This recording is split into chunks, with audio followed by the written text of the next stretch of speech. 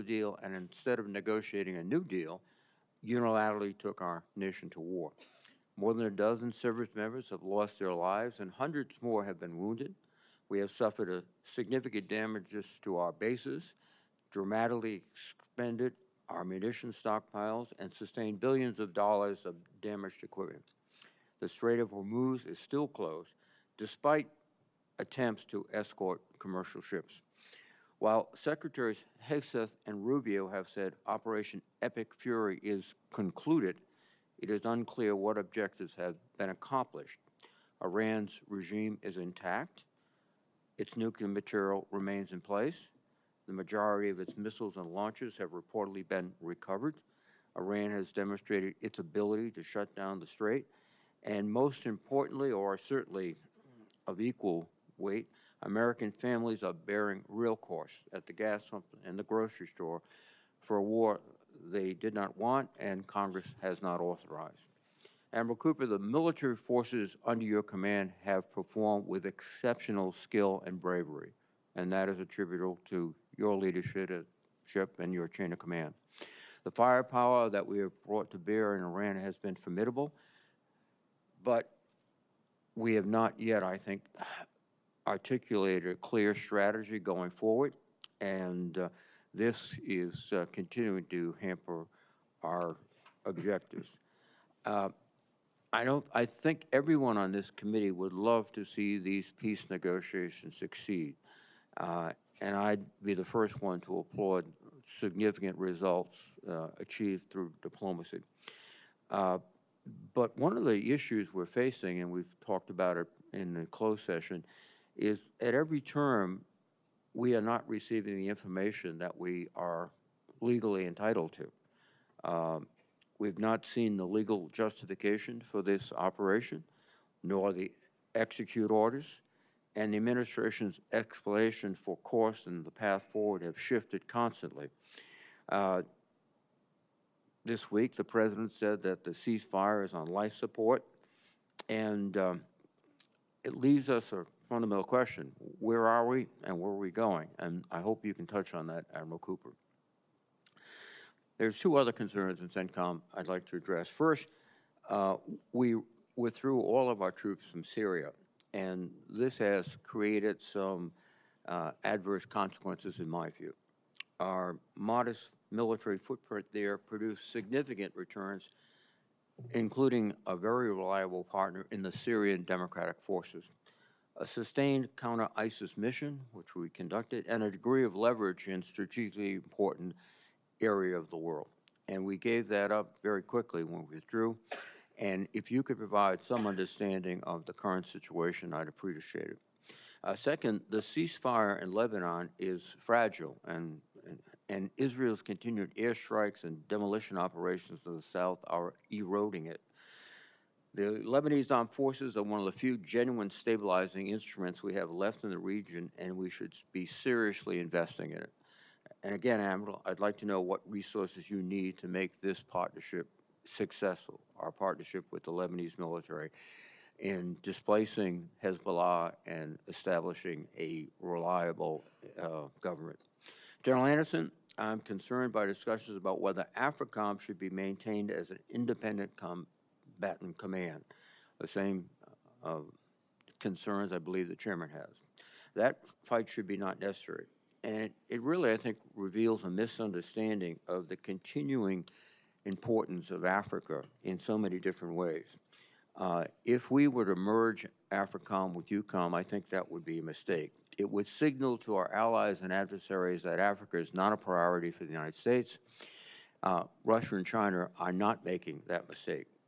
Russia's Africa Corps has expanded steadily across numerous countries, and China continues to build ports, infrastructure, and relationships across the continent.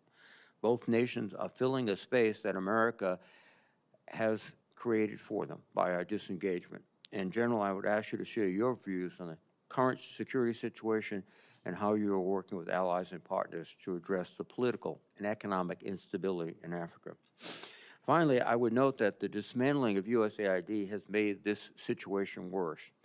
More than $12 billion in annual assistance to sub-Saharan Africa is largely gone. This has translated directly into instability, radicalization, and openings for our adversaries. The administration's "from aid to trade" slogan in Africa may be a reasonable long-term aspiration, but is not a near-term substitute for what has been lost, and our partners on the ground know it. I'd like to know what authorities and support you need from this committee to effectively partner with vulnerable nations in Africa to keep us from losing more ground to China and Russia. Admiral Cooper, General Anson, thank you for your leadership, your outstanding service, and I look forward to your testimonies. Thank you. Admiral Cooper, you are now recognized for your opening statement, sir. Well, thank you very much. Chairman Wicker, Ranking Member Reed, members of this committee, thank you for the opportunity to testify before you today, and thank you all in this committee for your very steadfast support to the United States military and to our men and women deployed today. I'm pleased to be sitting here today with my good friend, the Commander of U.S. Africa Command, General Dog Anderson, and I'm joined by Fleet Command Master Chief Lateef Compton, our senior enlisted leader at Central Command. Events in the Central region have shown how quickly the course of history can change. In just the last few years, decades-old features of the strategic landscape, once thought immutable, have been upended, bringing both challenges and opportunities. I strongly believe that every success that we have starts and ends with our people.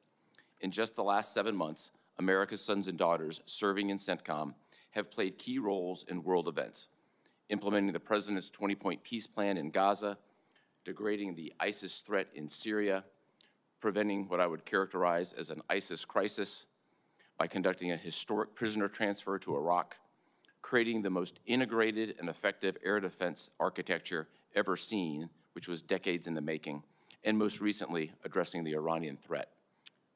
The performance of our warfighters in Combined Joint Task Force Operation Inherent Resolve, often referred to as CJTF OIR, is particularly noteworthy. In January, responding to a rapidly deteriorating security situation, they executed an extraordinary transfer of more than 5,700 ISIS prisoners, all terrorists, from Syria to Iraqi custody. Their effort prevented a mass prison break that risked large-scale ISIS reconstitution and acute risk to the American homeland.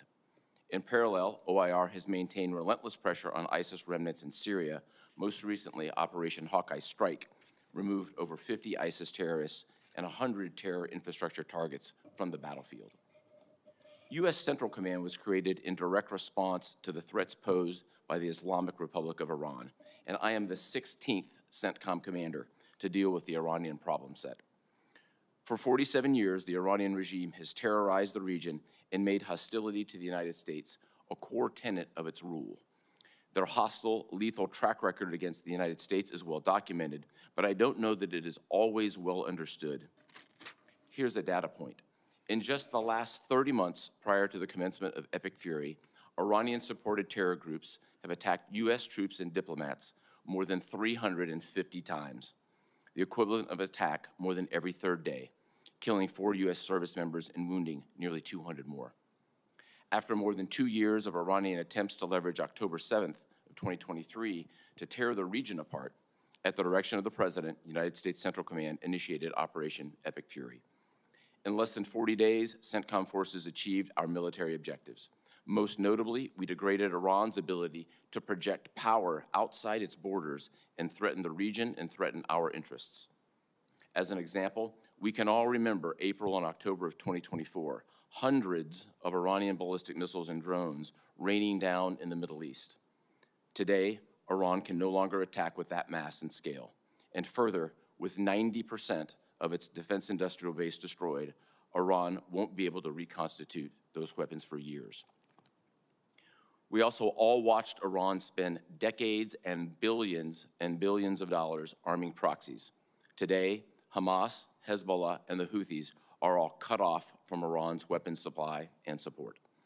This result was not foreordained, nor was it brought by chance. It's the culmination of months of careful planning built upon decades of experience. These results also do not come without cost. We honor the memories of the 14 service members who paid the ultimate sacrifice during Operation Epic Fury, and the 2 soldiers and the 1 civilian killed in Palmyra, Syria. They represent truly the very best of all of us.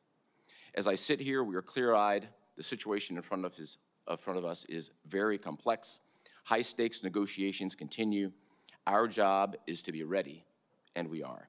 I testify today on behalf of the 50,000-plus servicemen and women deployed to the Central Region. It's a great honor and privilege of a lifetime to serve as their commander, and thank you very much, and I look forward to your questions. Thank you very much, General Anderson. Chairman Wicker, Ranking Member Reed, and distinguished members of the committee, thank you for the opportunity to provide you an update on U.S. Africa Command. I'm joined today by Command Sergeant Major Garrick Banfield, our senior enlisted leader, and I'm proud to sit beside my friend from U.S. Central Command, Admiral Brad Cooper. We both appreciate your unwavering support to our nation's warfighters. Before I start, I'd like to recognize the service of First Lieutenant Kendrick Lamont Key, Jr. and Specialist Mariah Collington, who lost their lives in a tragic accident during African Lion and are returning home today. I would also like to express my appreciation to our allies and partners, particularly Morocco, who stepped forward when it mattered most.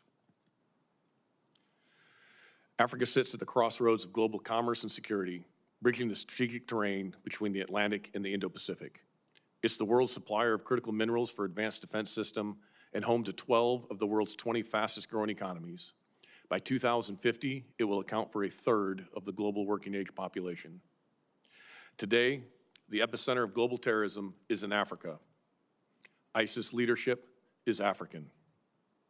Al-Qaeda's economic engine is in Africa. Both of these groups share the will and intent to strike our homeland. Their affiliates, once isolated nodes, now show increased connectivity. Just as concerning is the nexus between Al-Qaeda's Al-Shabaab and the Iranian-sponsored Houthis. AFRICOM is prioritizing willing and capable partners. We support partners with capabilities that only the U.S. can bring. ISR, targeting, precision strike. These efforts have driven ISIS leaders in Somalia underground, disrupting their command and control of the global ISIS network. In West Africa, Al-Qaeda affiliate JNIM has demonstrated increased capacity to control key terrain in the Sahel, most notably by strangling fuel supplies around population centers. The capture of a capital city would provide Al-Qaeda with all the trappings of a nation state to sponsor global terrorism. With a 75% reduction in our regional posture over the past decade, compounded by the drawdown of our allies, we struggle with an intelligence black hole. And without sufficient indicators and warnings, we risk being blind to the gathering dangers and threats in the region. AFRICOM's lack of expeditionary capabilities and diminished force posture compromise our crisis response. In a crisis, we can always surge assets, but you cannot surge trust. Our reduced presence on the continent also allows disruptive actors to drive the agenda, undercutting American interests. China views Africa as its second continent, securing control over critical minerals and infrastructure, potentially boxing us out of resources that energize our industrial base. Africa also serves as Putin's purse, where Russia exploits instability to extract resources, to include human lives, to fuel its war machine. To contend with these threats, AFRICOM must think and operate differently. With less than 0.1% of the department's budget, we must maximize every taxpayer dollar to deliver an outsized return on investment. AFRICOM continues to leverage low-cost, high-yield activities to amplify our impact on the continent. Programs like the International Military Education and Training and the State Partnership Program are reliable force multipliers that forge enduring relationships with African militaries and are proven models for cost-effective burden sharing. The AFRICOM exercise program is emerging as a battle lab to test and validate new technologies on behalf of both the joint force and our African partners. And finally, AFRICOM is focused on the critical convergence of security and economics. Our efforts span all elements of national power as we coordinate closely with state, commerce, energy, and treasury. The department's new economic defense unit has been an invaluable partner. To defend the homeland and promote U.S. interests and ensure effective crisis response, AFRICOM needs targeted investments in layered, non-traditional ISR, innovative force protection, programs that are able to enable willing and capable partners, the opportunity to conduct experimentation of emerging technologies, and the ability to respond to crisis at the time and point of need. Africa is a continent of opportunities, not only crises. With the continued support of this committee, I can assure you that every dollar you authorize for AFRICOM will contribute directly to the security, safety, and prosperity of the United States. Thank you. I look forward to your questions. Well, thank you very much. Let's get right into Iran, Admiral Cooper. And I think one of the basic questions was this exercise of ours, was this operation of ours a war of choice or a war of necessity? Let me get your military perspective. Did Iran have enriched uranium up to 6% prior to Operation Midnight Hammer? Yes, sir, they did. And is there a civilian use at all for uranium that is enriched to 60%? There's not, Senator. Is it fair to say that Iran's nuclear breakout time has been set back then, thanks to Operation Midnight Hammer and Operation Epic Fury? Without talking specifics, that's accurate, Senator. All right, and has Iran ever been willing to curtail its ballistic missile program through negotiations? They have not, sir. And then perhaps you can explain in some detail to what extent Operation Epic Fury has set back Iran's ballistic missile program. To what extent you can tell us in this open setting. Yes, sir, Senator. Thank you very much for that question. Our military mission in Operation Epic Fury was crystal clear from the very outset and remained steady throughout. The mission was to degrade Iran's ability to project power on its neighbors and U.S. interests. It had three key components: degrade Iran's ballistic missiles and the defense industrial base that supports it, degrade Iran's drones and the defense industrial base that supports that, and degrade their Navy and the defense industrial base that supports that. In each of those categories, we met all of the achievements. Each of those systems were significantly degraded. If I gave you just a couple of examples, the defense industrial base for their drones and their missiles and their Navy were degraded by 90%. They have about 10% left. For the Navy, my military assessment would be that the Navy will not begin to rebuild for 5 to 10 years. Many of you are serve in states that build ships. It's complex. It's particularly complex when you don't have an industrial base to build it. My professional perspective on this also is that Iran would not return to the same level of Navy that it had for a generation. Now, this 10% of drones left, are they exquisite or the sort of relatively inexpensive drones we've been hearing about? Senator, thank you for this question. I think I'd like to use the opportunity to myth bust on drones. Okay. The days of $35,000 drones that we saw in the last couple of years, particularly in the fight against the Houthis in Yemen, those days are behind us. Today, we face an increased threat from drones that are highly sophisticated. They're jet-powered. They have high-end sensors. They have electronic warfare. They have signals intelligence. So those days of using high-value defenses to shoot down cheap targets are behind us. Quite the contrary, what we have been doing lately is using our own low-cost one-way attack drones, attacking Iran, making them use higher and more expensive weapons. So I can confidently tell you we have flipped the cost curve in many ways. Always work to be done, but I like where we are in this regard. Okay, and you know, there's been a lot of talk about part of the negotiations being giving up the nuclear ambitions, but almost as important to me is the support of terrorist proxies. So has Iran ever been willing into support for the terrorist proxies, Hamas, Houthis, Hezbollah? They have not, Senator. So to what extent has this exercise, this operation, denied Iran resources for funding terrorism?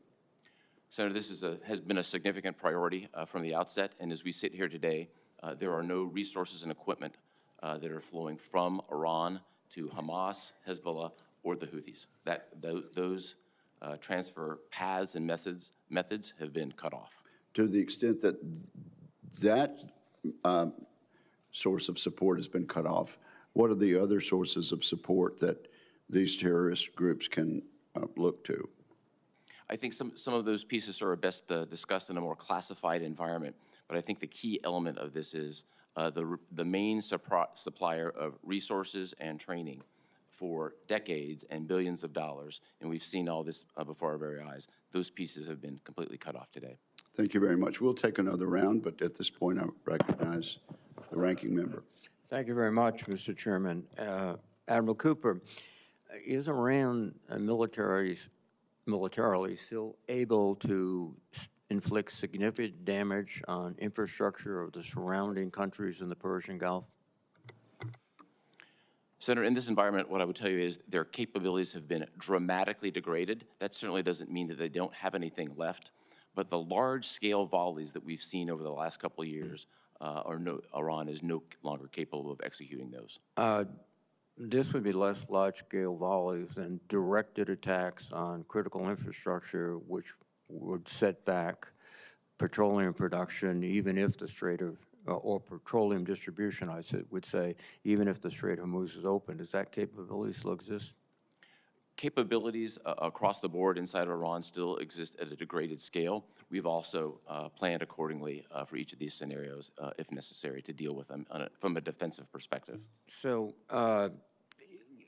would you characterize Iran as no longer a threat?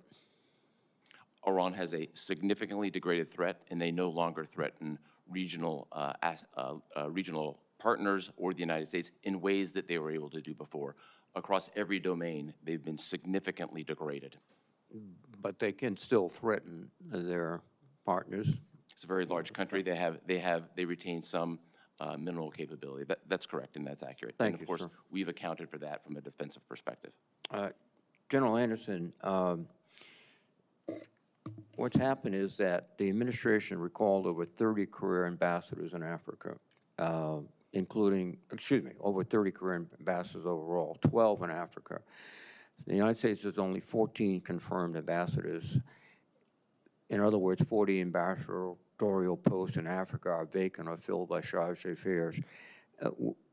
Is it essential to your work to have fully functioning embassies with ambassadors? Senator, we work very closely with all the embassies across the continent to pursue and further American interests. And so that relationship with these embassies is critical for AFRICOM's effective engagement. But what about the ambassadors? Yes, sir. So the ambassadors do enjoy access. I think that that's important to have ambassadors in place because the hierarchical nature of many of the African countries is that if you're not an ambassador, you don't always get access. And so there is obviously benefit to that. And we coordinate with them quite closely when we engage. Thank you very much, sir. You are combating one of the most sophisticated information warfare operations we've seen in a long time from Russia.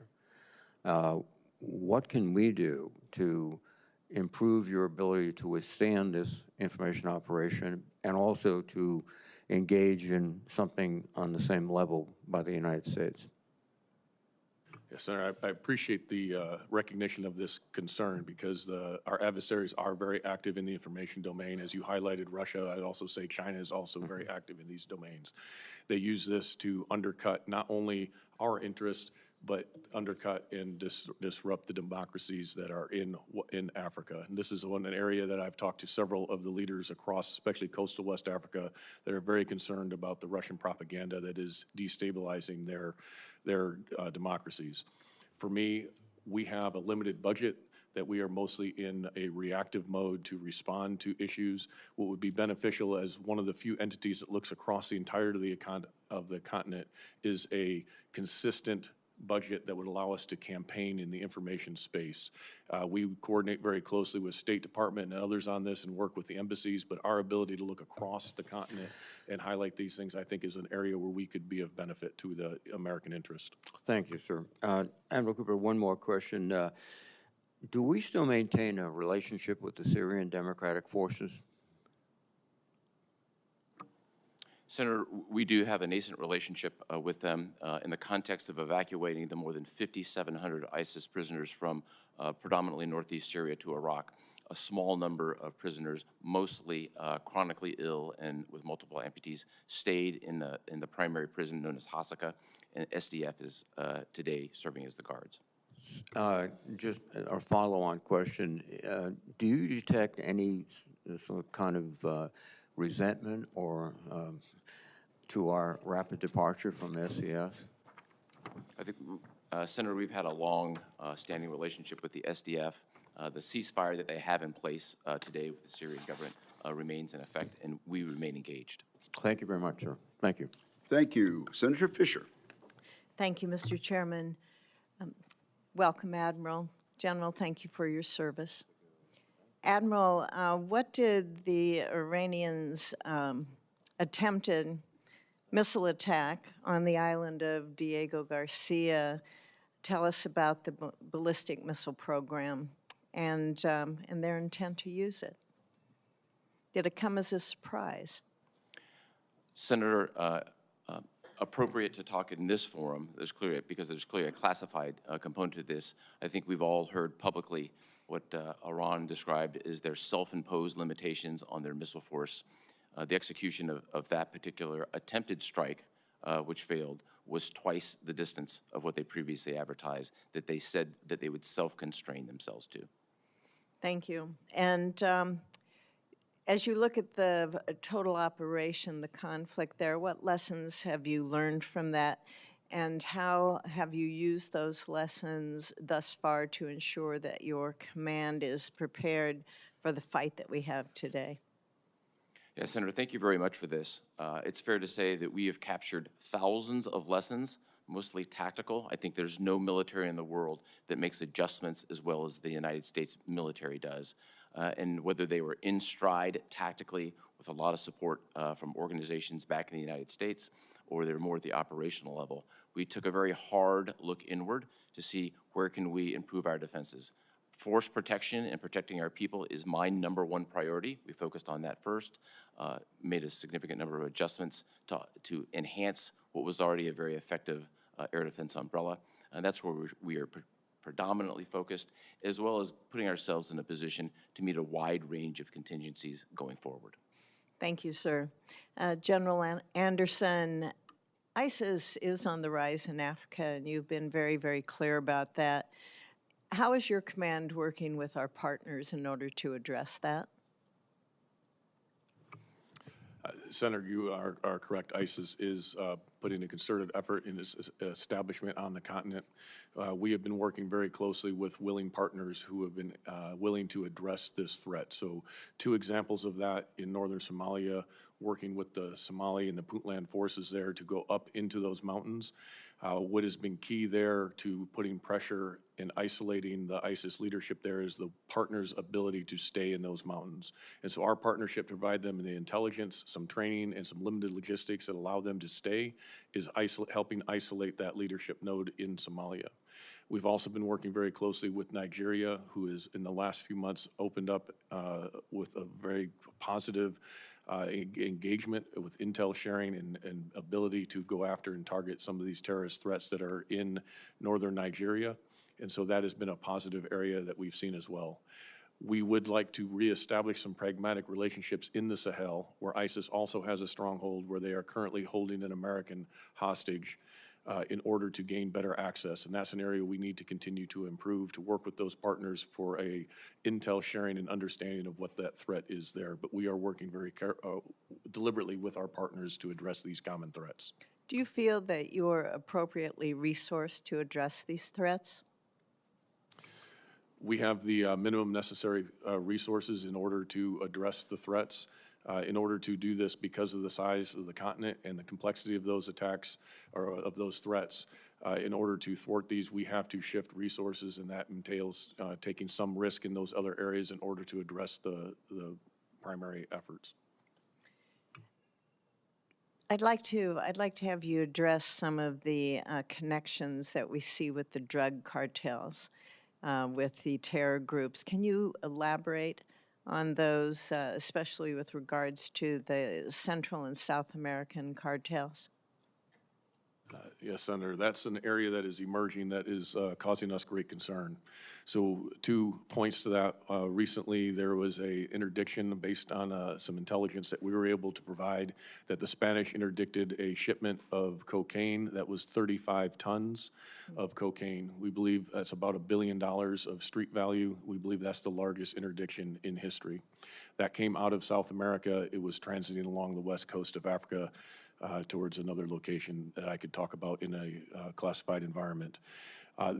And so we're seeing more of that drug trafficking coming in, and the terrorist organizations are helping transit that. They're getting payments through that, and there's a symbiotic relationship that money then comes back to our hemisphere, to those drug cartels, but also helps provide fuel for those terrorists.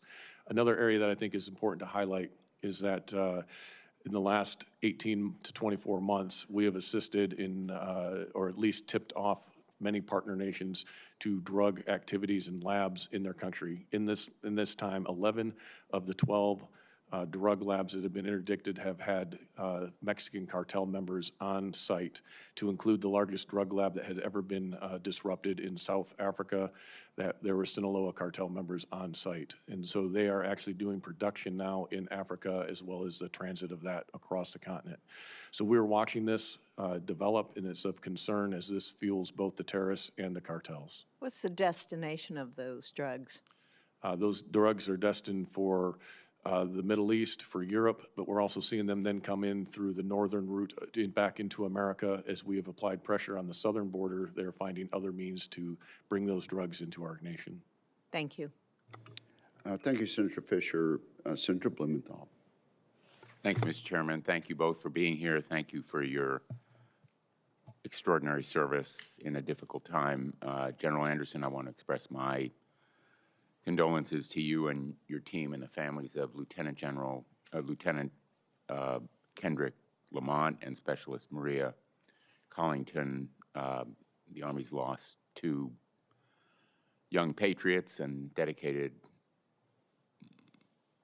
man and woman, and I'm certain that the recovery mission was difficult. And I want to commend your team for bringing closure to their families. Admiral, there's been public reporting that Iran continues to have as much as 70 to 75% of its missiles and launchers available to threaten shipping in the Strait of Hormuz. Does that reporting conform roughly with your estimate as to Iran's continuing strength? Senator, thank you for the question, and first, thank you for your time these past few days. It's been meaningful and very much appreciated. I think it's appropriate in this forum not to discuss specific intelligence assessments. What I would say from my perspective is the numbers that I've seen in open source are not accurate. I think what also is not taken into consideration, it's more than just the numbers. It's the command and control that's been shattered. It's a significant degradation in capability, and it's the lack of any ability to then produce any missiles or drones on the back end. I think we have to take a holistic look at that, and that's what we've done. But regardless of what the numbers are, Iran continues to pose a significant threat to shipping because it has missiles and fast boats and other assets that are available to attack shipping in the area, correct?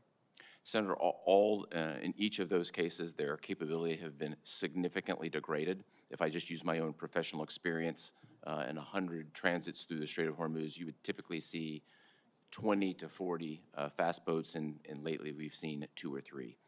So the degradation means it's been significant, but some residual capability does exist.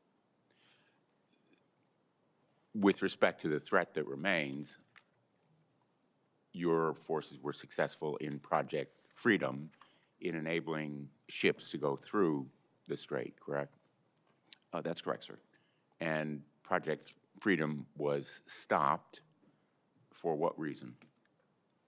Senator, I think I'll look back a couple of days ago on the Chairman of the Joint Chiefs' testimony before the Senate Appropriations Committee. I think he characterized it well. The situation in the Strait of Hormuz is rather complex these days, and I would offer just these quick points. First and foremost, the United States controls, via our blockade, which I'd be happy to talk about, the overall flow of commerce going into and out of Iran. The Iranian capability to stop commerce has been dramatically degraded through the Straits, but their voice is very loud. And those threats are clearly heard by the merchant industry and the insurance industry. Those are factors. There's certainly factors in energy. But and on top of all that, I apologize for interrupting, but I'm going to run out of time, as you understand.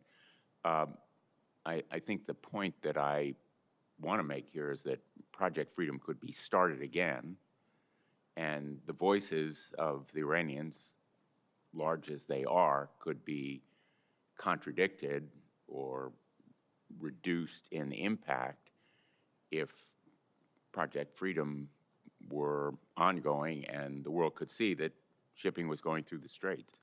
Am I off base in that view? Senator, there's a wide range of contingencies that we are prepared to execute. And I would defer to the policymakers on anything having to do specifically with the Strait of Hormuz, particularly during this time of sensitive negotiations where it's front and center in the negotiations. And have you seen any progress in those negotiations? Senator, I'd refer to the diplomats and the team engaged in the negotiations. Let me ask you, in the time that I have left, one of the objectives that President Trump articulated at the beginning of this war, which in my view could not be accomplished with bombing, was to secure the enriched uranium. Would you agree that taking possession of that uranium would require boots on the ground and significant casualties for United States forces? Senator, in this particular forum, I think it would be highly inappropriate, given the classified nature of any contingencies, to talk about the nuclear program. Well, let me just finish by making the observation that you have, I think, sought to be forthcoming to the committee in the classified setting where we had an earlier conversation with questions and answers. My view is that the vast majority of what you told us should also be told to the American people. They deserve to know. And our adversaries know a lot of what we know. The ones who really don't know are the American people, and they deserve more information, which is not a criticism of you. It is of the system which causes the withholding of this information, and the administration, which has refused to provide figures as to the costs of the war and other details that are relevant and important for the American people to know. So I'm hopeful that we can have a way to make more information available to the American people. Thank you, Mr. Chairman. Admiral Cooper, during the brief time of Project Freedom, before it was closed off again, can you say in this setting whether or not our services were able to open the strait? Senator, thank you for this. Very much appreciated. As has been publicly highlighted, the first two ships to flow from the Arabian Gulf, from the western part into the east through the Strait of Hormuz, were U.S. flagged vessels. That was successfully executed. And U.S. Navy destroyers then came into the Arabian Gulf, operated for a number of days, and then, as you subsequently saw, flowed out of the Arabian Gulf. Okay, so Senator Blumenthal's question presumed that you could give in public your judgment as to whether the United States is capable of doing that again. Senator, there's a military component of this, and then there's also a policy component that I would leave to the policymakers. But from the military standpoint, we could do that again, could we not? We just did it last week. Thank you. Senator Ernst, I believe.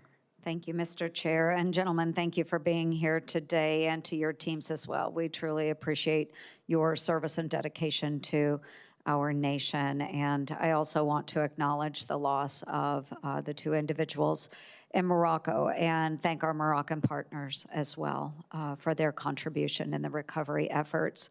I do want to recognize Admiral Cooper, those that we have lost during this current operation or the former operation Epic Fury, as well as the two Iowa National Guardsmen that we lost in Syria this last December. We have also more than 380 who have been wounded in this fight. So for all of those service members that have given so much and to their families, they will not be forgotten. The operations that have been conducted against Iran and its proxies across the Central Command AOR wouldn't have been possible without some really tremendous partners in that region. And we have seen a large burden borne by Israel and Jordan. We've seen assistance coming from Bahrain and UAE, who has taken a significant amount of incoming fire, Saudi Arabia, Qatar. They haven't all been passive bystanders. They've been actively engaged. So they have contributed to every line of effort, and we appreciate them contributing to our successes. We can't overstate what their basing access logistics, their networks and intelligence cooperations have meant operationally to us. So Admiral Cooper, what is the one or maybe two things that you want all of us to understand as we walk out of this hearing, knowing about what our allies have assisted with in this fight? Senator, first, thank you for the question, and thank you for your leadership, and thank you for all that has been done by the great men and women from your state. Thank you. They've played an outsized role, so thank you for that. Thank you. In terms of our partners, I think a key feature is we have enhanced mill-to-mill relationships across the board in the Middle East. As we sit here right now, we have 5 specific partner nations who are not just conceptually side by side, but literally side by side with the United States in defense. The United Arab Emirates, Bahrain, Kuwait, Qatar, and Saudi Arabia. Over the course of Epic Fury, they defended themselves and they defended Americans. In addition to those key allies, everything that we've accomplished would have been impossible without the Kingdom of Jordan. And clearly, we were operating very closely with the State of Israel. I think that group in particular should be commended. They didn't just execute missions. They served side by side with Americans and protected Americans. Thank you. And this takes years to develop those friendships, those relationships, the mill-to-mill work that you do. Is that correct? It does. There's the mill-to-mill work. There's the friendships. It's all about bringing these together. And the air defense umbrella that's been created has been in concept for the better part of a decade and a half, now fully realized. Mm-hmm. And again, I just want to reiterate that we have such tremendous partnerships with so many of those nations, and we thank them for that. I'll move to AFRICOM now, General Anderson. Over the past couple of years, the U.S. has been withdrawing forces from a number of countries, including Niger, Mali, and Chad. And Russia's African Corps has moved in to fill that vacuum. Where we don't exist, others will. But just a few weeks ago, they retreated from Kidal, Mali, under fire. They had surrendered to the very militants that they were sent to defeat. So we have some really interesting dynamics going on in that region, and AFRICOM is left with the responsibility for a lot more high-risk, high-threat posts than any other combatant command in the world.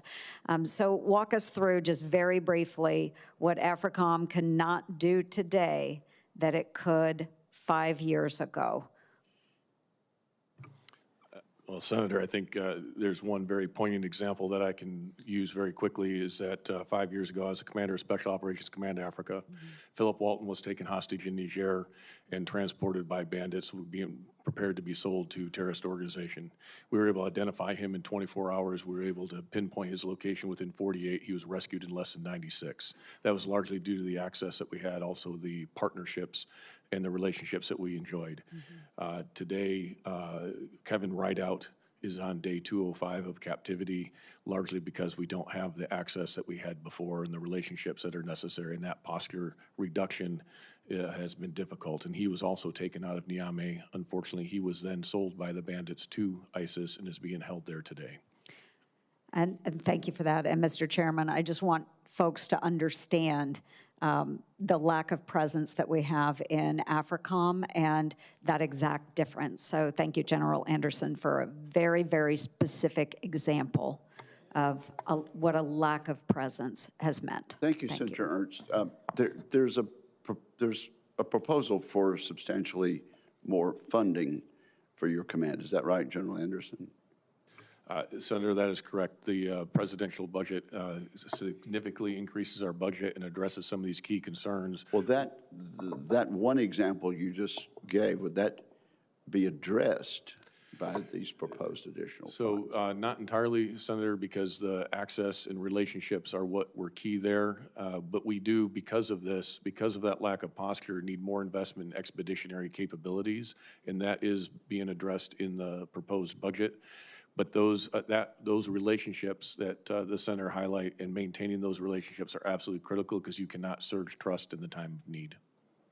Okay, well, you and I have gone back and forth about unfunded requirements. And so I guess your testimony is that that's not a matter of funding, it's just a matter of relationships. Senator, that is a matter of relationships. The funding that we would ask for that would help us is the contingency response ability, expeditionary, but also some targeted programs to work with key partners who are willing and able to address the threat, to increase their capability and capacity to do that. So those are the investments. Those are all included in the proposed budget. So right now, I don't have many needs. Very well. Senator Kaine.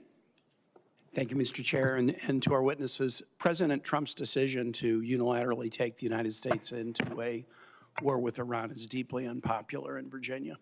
We are a very pro-military state, a very pro-military state. And as I've traveled around Virginia and talked to Virginians, the unpopularity sort of gets crystallized into, have we learned nothing from 25 years of war in the region? 14,000 American troops and contractors died in the war on terror in Iraq and Afghanistan, more than 65,000 injured, $8 trillion spent.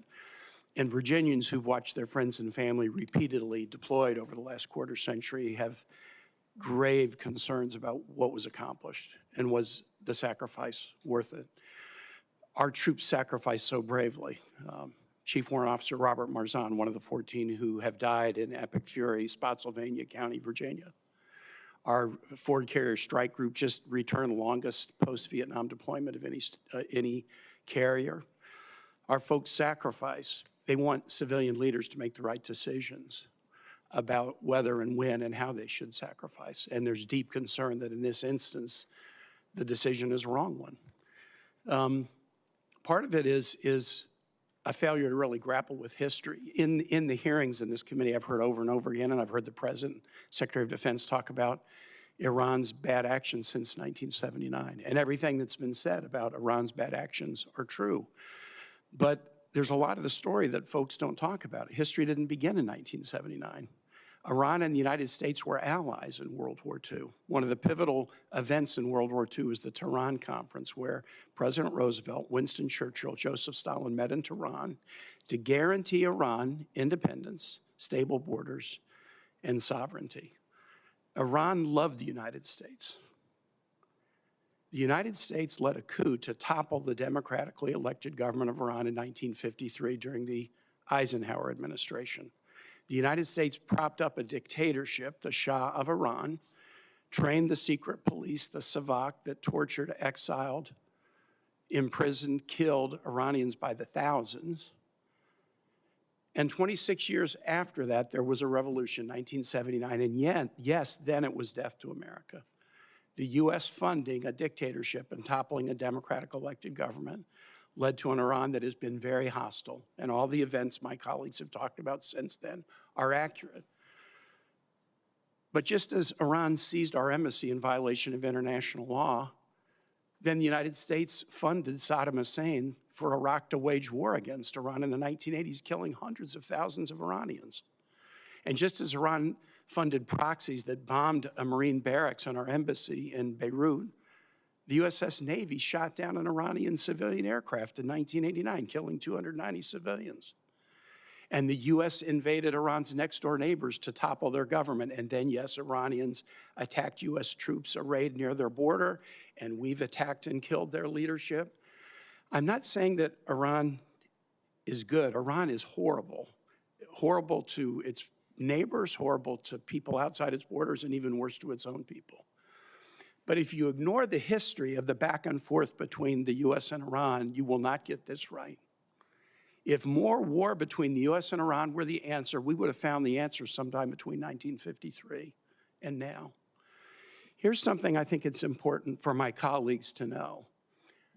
We did look for a path, a diplomatic path, to end this hostility that's been going on since 1953, and President Trump tore up a diplomatic deal over the advice of his Secretary of Defense and Secretary of State. And many of us said at the time, if you do this, it is likely to lead to Americans dying. If you make diplomacy impossible, you will make war inevitable. And I believe the troops who have been killed in Epic Fury would be alive today if the United States had not decided to abandon a diplomatic deal. Admiral Cooper, and to my colleagues on the committee, here's something that's pretty amazing that we shouldn't settle for. The administration is refusing to allow members of this committee to see the OLC opinion stating the legal case for war. We've always had the ability. We're armed services members. We're being asked to fund a $1.5 trillion budget, but our request to the DOJ to see the OLC opinion justifying this war, they have refused to allow members of the Armed Services Committee to see it. U.S. senators, appropriators, we're not allowed to see it. What are they hiding? If they will not allow us to see the legal rationale for the war, what are they hiding? And Mr. Charles just conclude and say, I hope we might, as a committee, whatever our agreements about the wisdom or the legality of the war, I hope we might, as a committee, agree that we should at least, in a classified setting, be able to read the legal opinion upon which this entire 76-day war is based. Thank you, Mr. Chair. Yes, thank you, Senator. You have made a statement that raises questions that these two witnesses are unable to answer because you've raised policy questions. And so just for the benefit of those listening in, we have had the civilian leadership before this committee to answer questions like that, and these two gentlemen would have to decline. If you had formed that and stated that in the form of a question, they would have to decline to answer because that is a matter of policy. Who is next? Senator Moody, you are recognized. Thank you, Mr. Chairman. And thank you for being here today. Admiral Cooper, General Anderson, thank you for your leadership to the men and women of CENTCOM and AFRICOM. Thank you for everything that you have done over the course of your careers and are continuing to do to serve our country. And I see there are so many men and women with you, behind you, to support these efforts today, to speak with us, to meet with us, to answer our questions. I know a lot of preparation goes into that, and so I thank you as well. Admiral Cooper, the fight you're leading, certainly with CENTCOM under your command, I'm always proud to say that that is from my home, based in my home county in Florida, Hillsborough County, Florida. That's where I was born and raised. It's been there since 1983, 43 years of commanding operations like we're involved in today. So proud to have you here, sir. Florida is so involved from SOCOM, Space Forces Central, Patrick Space Force Base, Cape Canaveral. We're both the command hub and launch pad for most all conflict. So we are proud to be that, proud to be a stakeholder in everything that's done within the military. And so on behalf of all the service members in Florida, civilian and their families, we want to say thank you to them. You know, I am the newest member of this committee. It's always interesting to me to hear the different perspectives from other members on this committee. You would think from some of the questioning previously that the United States willy-nilly abandoned all diplomatic efforts, didn't think through that. There was no justification. And I'm wondering, I know, if you could tell me, Admiral Cooper, what is your background working with CENTCOM and all of the leadership positions you've held? Senator, first, thank you for the question, and thanks for your time yesterday, and thanks for your leadership. Thousands of Floridians are serving in the Middle East today, and they're serving honorably And what and well. specifically have been your roles with Well, CENTCOM? I've been focused on the Middle East for the last 5 years, 3 years of which were serving in Bahrain as the fleet commander, and then about 16 months as the deputy commander prior to my current position. And how long have you been familiar with Iran and its leadership and its attacks against the United States? I've studied it or been a part of it for the better part of 3 decades, particularly acutely in the last 5 years. And leading up to February 28th, months prior to that, what was jarring to you that you saw different than what had been for those many decades that you've been involved? I think it's important to note just in the 30 months before Epic Fury commenced, Iran and its proxies had been attacking U.S. service members and diplomats about 350 times. Can you repeat about that? About every third day. Iran and its proxies attacked American service members 350 times in the Middle East. I don't think that Americans were aware of that in the 30 months that they had attacked Americans or their service members 350 times. Does that surprise you that I would say that? That I don't believe the everyday American going to work knew that? It's disappointing, but between the actions of proxies in Iraq and Syria, as well as the Houthis, that's simply the fact of what happened. And the months leading up to that decision, that very serious decision on February the 28th, what were your concerns regarding the proliferation of missiles or the ability of the United States to do anything if that nuclear threat escalated? Senator, in this venue, what I would say is, since our number one priority is to prevent a nuclear-capable Iran, I always, every day, focused on that problem. But what we saw in the weeks and months leading up to Epic Fury was an increase in the production capability of ballistic missiles, which presented a very significant risk both to the partners and ourselves, and this is why it was part of our military objectives to eliminate those missiles and equally, if not more importantly, eliminate the ability for Iran And to those generate couple any of more. months leading right up until that, you saw a dramatic escalation in that ability on Iran's part? That's correct. Between starting in about November and December, you started to see an increase in Iran's capability and intent to produce more ballistic missiles. And if we couldn't have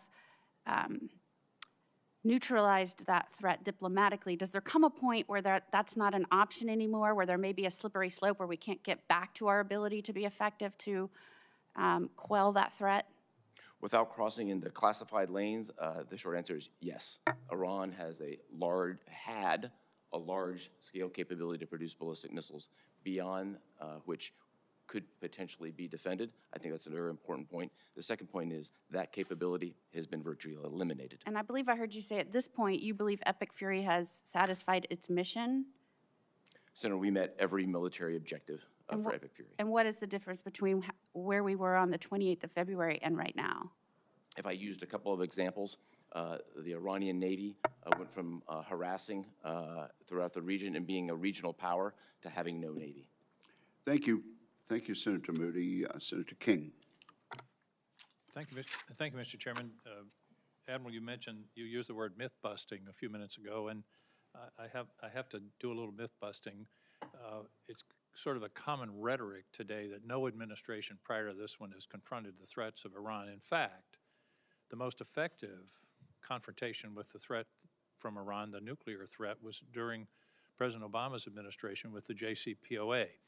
I would point out that at the time that President Trump unilaterally tore up the nuclear agreement with Iran, Iran had 0 highly enriched uranium. As you know, today, one of the focuses of this whole enterprise is 400 kilograms of highly enriched uranium that's in place in Iran that was produced since the unilateral dissolution of the JCPOA. The idea that nobody ever confronted this problem is just not true. And we're now confronting a problem that was created by the abandonment of the JCPOA, which is the most comprehensive nuclear control agreement ever and the most highly inspected by the International Atomic Energy Agency in world history. So we're confronted with a problem now that in many ways this administration created in 2018 by abandoning this, this agreement. Let me move on. Do we have any clarity now as to who's in charge in Iran? Do we know who has the power to negotiate and make agreements? Senator, the negotiations themselves are held via diplomatic channels, and I would really refer to the diplomats to address that. But clearly, from a military perspective, their command control was significantly fractured as a result of our strikes in Operation Epic Fury. And command and control is another way of saying their leadership. There's a communications difficulty. Is the IRGC in charge at this point? From your The IRGC is exercising significant authority. General Anderson, talk to me about the loss of soft power in Africa, our abandonment of USAID, and what's happened with the Chinese and the Russians that my understanding is are now filling that gap in addition to the other aggressive actions that they're taking. Senator, I would say that we look at all facets of national power and how to bring those to bear on the continent in order to provide security outcomes. Oftentimes, Taking one facet of our national power off the table unilaterally for no apparent reason, other than the whim of Elon Musk. Senator, we work very closely with state, with commerce and energy in order to look at the security requirements on the continent. I have a Foreign Service Commercial Officer joining my staff this summer, along with a liaison from Department of Energy, in order to look at economic opportunities. But it is a fact, is it not, that we have essentially left all of the role that USAID played on the continent? That's gone. Isn't that's a yes or no question? Senator, there are still aid programs that are active on the continent. They are much reduced from what they were before. Much reduced. That's a fair way of stating it. You mentioned earlier that the Al-Qaeda and ISIS have resurged in Africa. Now, the term epicenter has been used several times of world terrorism. You used the term, you said they have the will and intent to attack the homeland. My question is, do they have the capacity? Are they developing weapons, strategies, other ways to take that will and intent and turn it into something of imminent danger to the American people? Senator, that is the exact issue that is my top concern, is being able to provide, they have the assets necessary to provide the indication and warnings to know and be able to identify when they shift from that will intent to have the capacity and capability. That is something that is very difficult for us to ascertain in the Sahel right now, given our limited posture. That was going to be my follow-up question, is do we have the capacity to determine their capacity? It sounds like you just said we don't have the capacity that we should have or need. Senator, we are, that's why in the President's budget, we have asked for additional intelligence, surveillance, and reconnaissance capabilities, and why we're also looking at a layered approach to look at everything from surface to space, to look at commercial assets, to look at emerging technologies, open source as well, and use these technologies, especially artificial intelligence, in order to fuse these multiple different types of layered ISR in order to gain that understanding and illuminate this black hole of intelligence in the Sahel. We cannot sustainably afford to do that solely with airborne ISR, so we have to look at a multifaceted approach. There are some very promising emerging technologies that we are looking into and that are affordable and sustainable, and that also can work with our partners. Because one of the key points to this is not necessarily ours to action. So having that the intelligence that we can share with partners so they can then action those on a mutual threat is going to be key to our future. But being able to understand that is the #1 priority of the command, and where we are looking at investing with emerging technology. And I think, as you've testified, if they take over the capital of Mali, that's a very dangerous moment. That would be a game changer, I believe, in how they would be viewed internationally and what attraction they would be then, I think, to other adherents. Thank you. Thank you. How Mr. would that affect Americans, General? Well, I think that would then give momentum to these terrorist organizations that have the will and intent, and it would allow them to then start moving towards the capability and capacities that Senator King just mentioned. And so that then, I think, poses a threat in the long term to the United States as they continue to develop this. We know that they have not given up this intent, and it's just a matter of having the time and space to develop them. And it would be Vladimir Putin that would be happiest about this. Is that correct? The prudent that what, sir? That it would be President Vladimir Putin who would rejoice at such a contingency? Or would it be Xi Jinping? I can't speak for what either one of those leaders would believe, but I think that they would be able to parlay that to their interest. Well, who's financing this contingency if it were to happen? Of the terrorists? Yes. They're gaining, they're through lots of illicit materials, so it's not necessarily directly from a state actor. They're working with, as I mentioned earlier, the narco-terrorist trafficking. They're doing this through kidnap for ransom. They're doing this through other illegal smuggling. They even do have their own taxation networks in the territories that they control where they generate millions of dollars.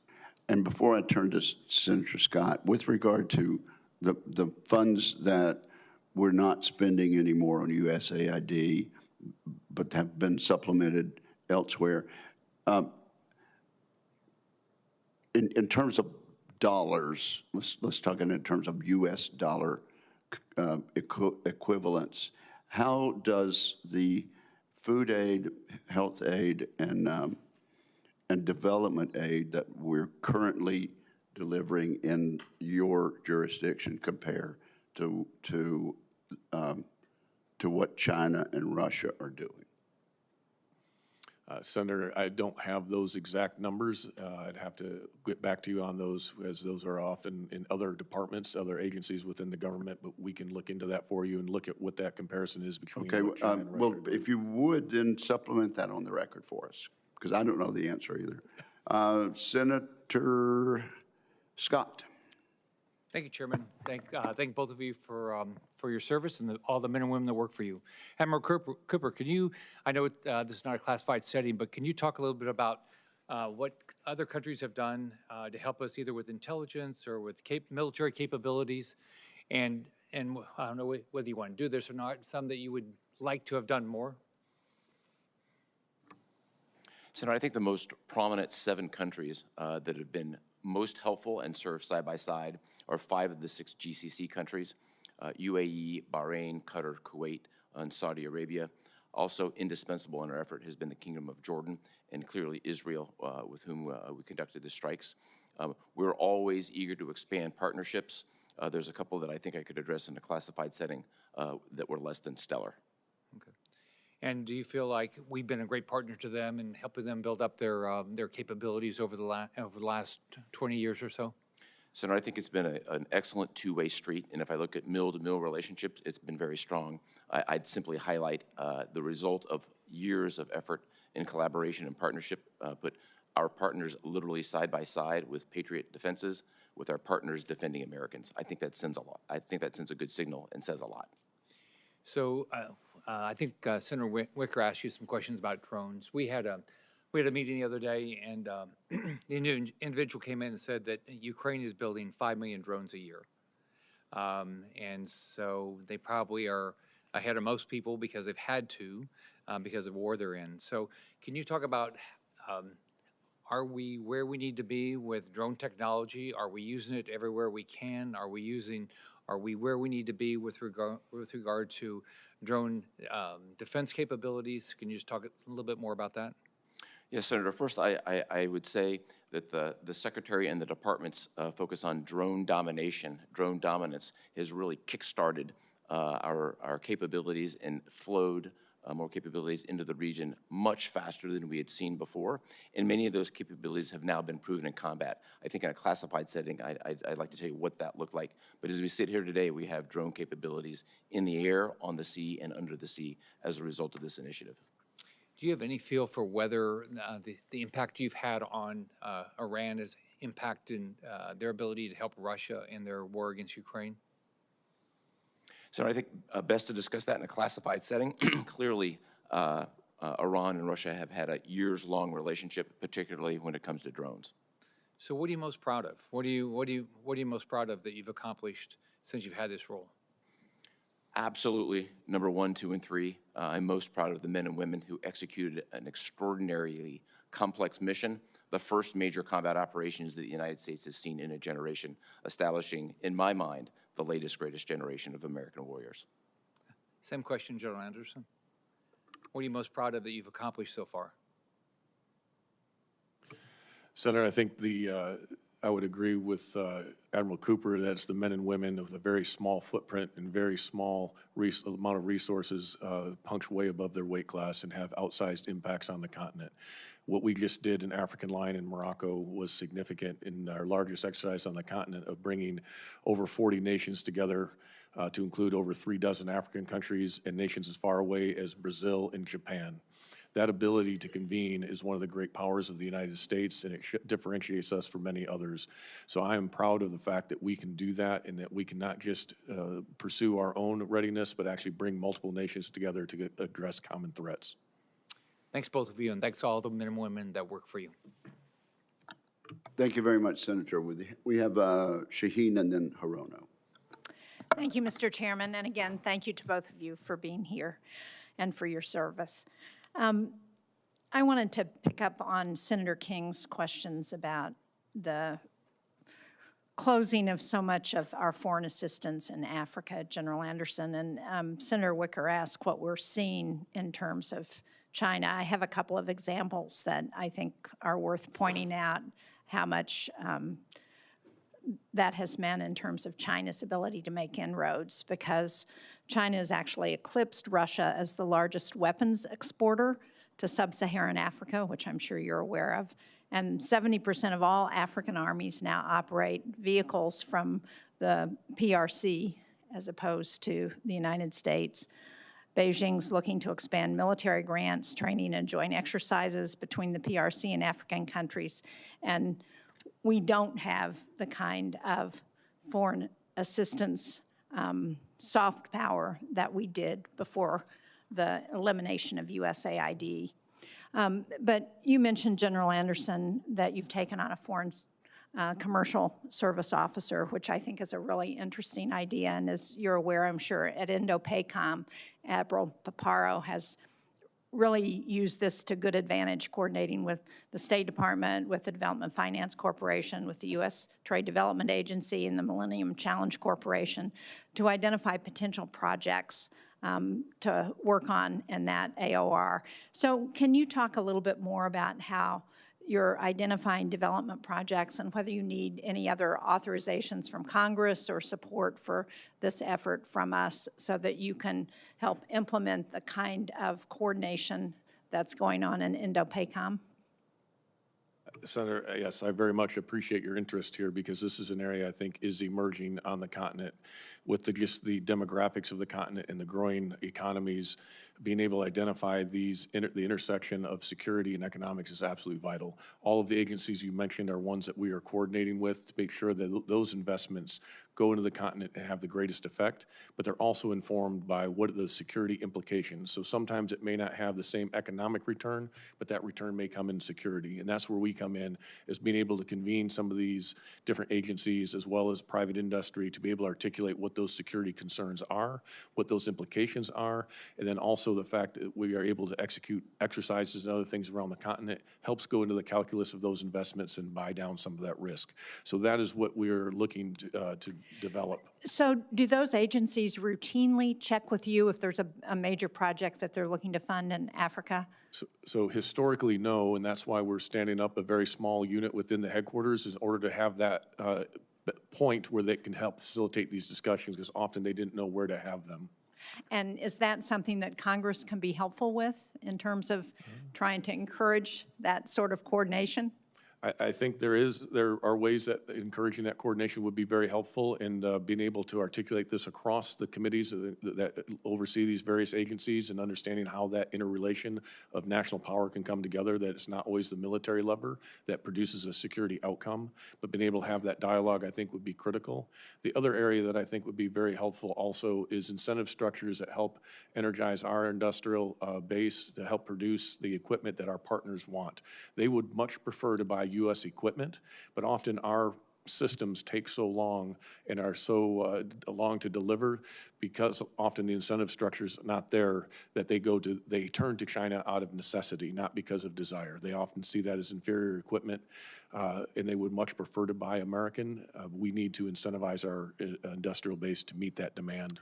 Yeah, I agree. And as you know, it's an issue, not just in that respect, but in a whole lot of other areas in terms of the challenges with the industrial base.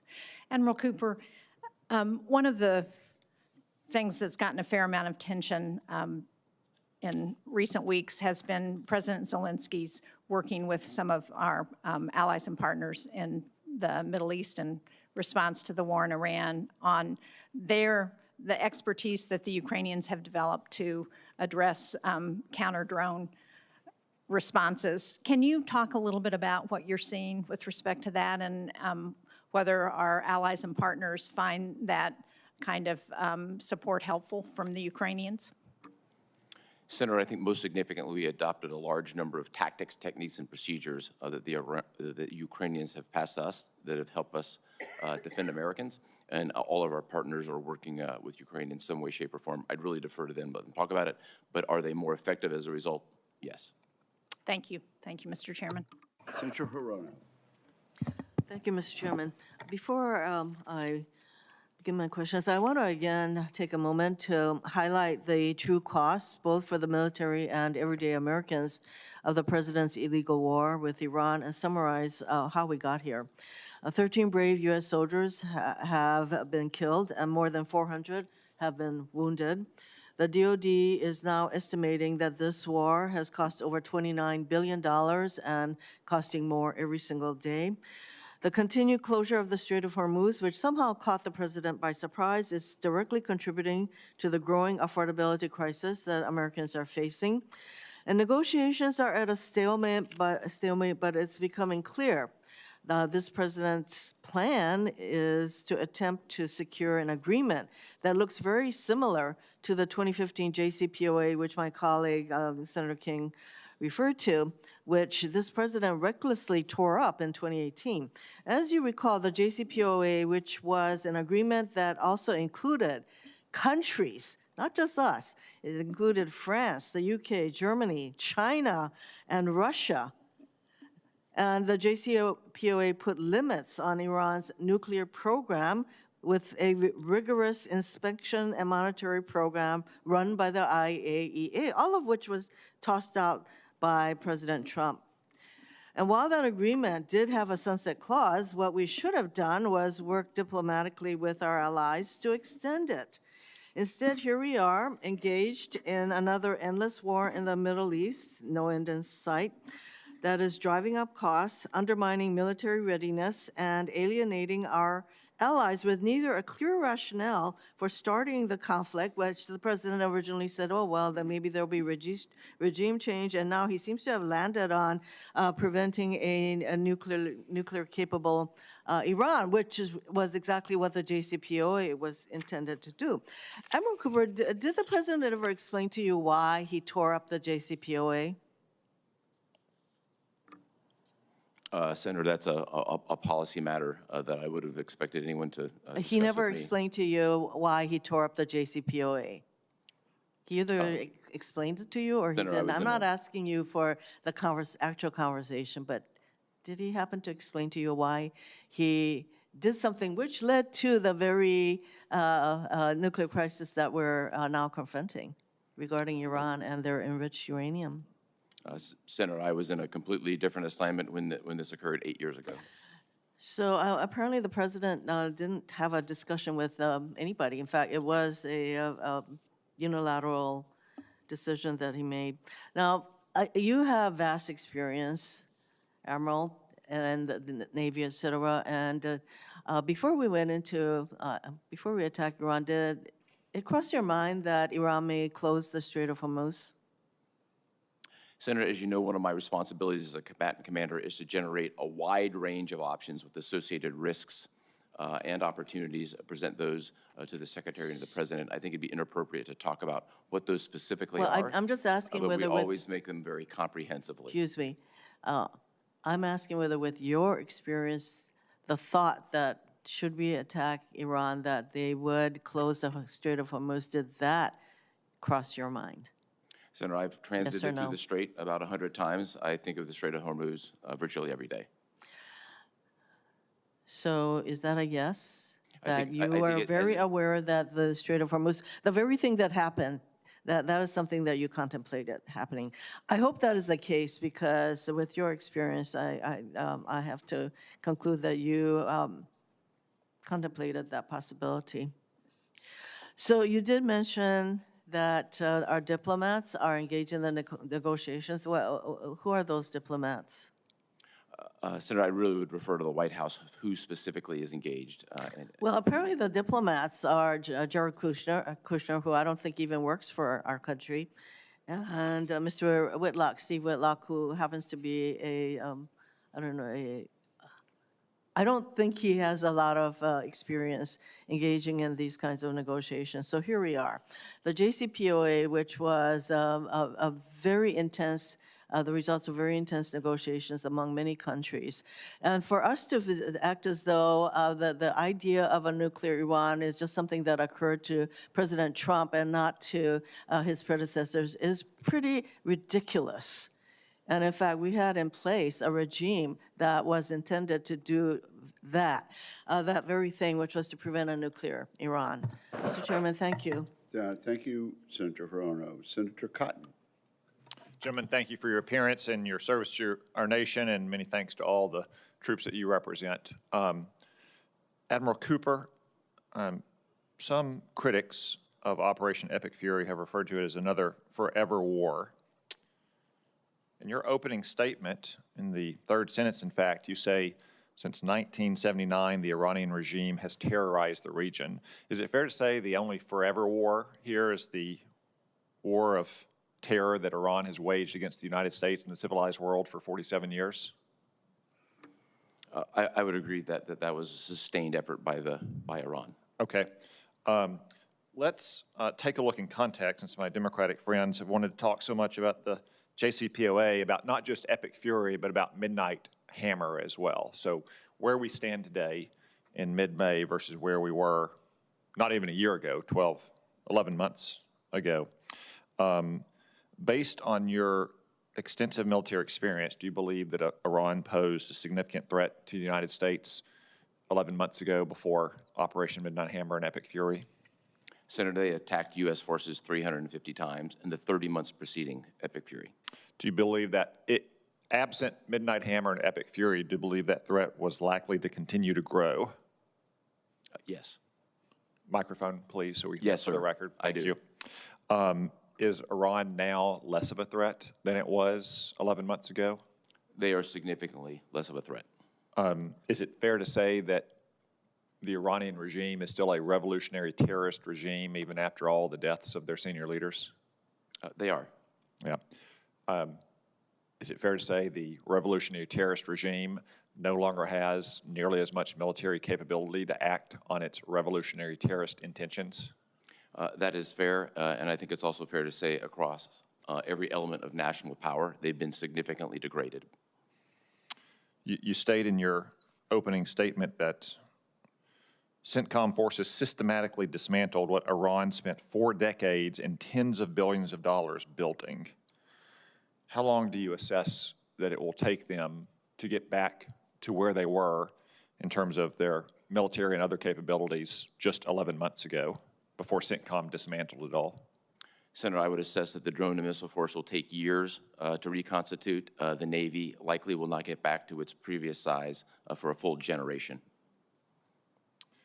Is that why you say in your opening statement that CENTCOM assesses Iran can no longer project power across the region nor pose a persistent threat to the United States or our partners than it did prior to Operation Epic Fury? They certainly cannot do it at the level of mass that we all saw with hundreds of missiles and drones raining across the Middle East. That doesn't mean they don't have any capability, but that broad power projection capability no longer exists. And the whole world saw that just in a number of days after the beginning of your operation, correct? In the number of, I think it was a near 90% decline in Iran's attacks on the United States and its neighbors in the region. That's correct. Early on, the attacks were in the hundreds, and they went to the teens. Okay. I know that there's been a lot of questions about the Strait of Hormuz.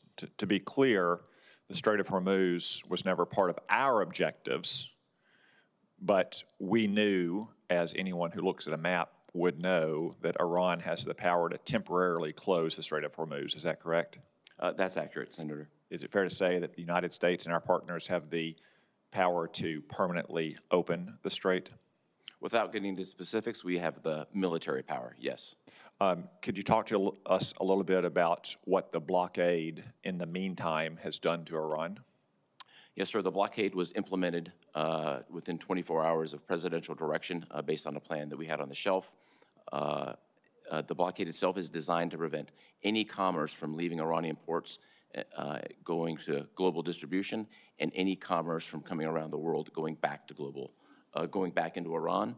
There's been zero trade going into or out of Iran in the last month. And just finally, what is Iran's current ability, since it retains its revolutionary terrorist ambitions, to support its terror proxy network in the region versus where it was just 11 months ago?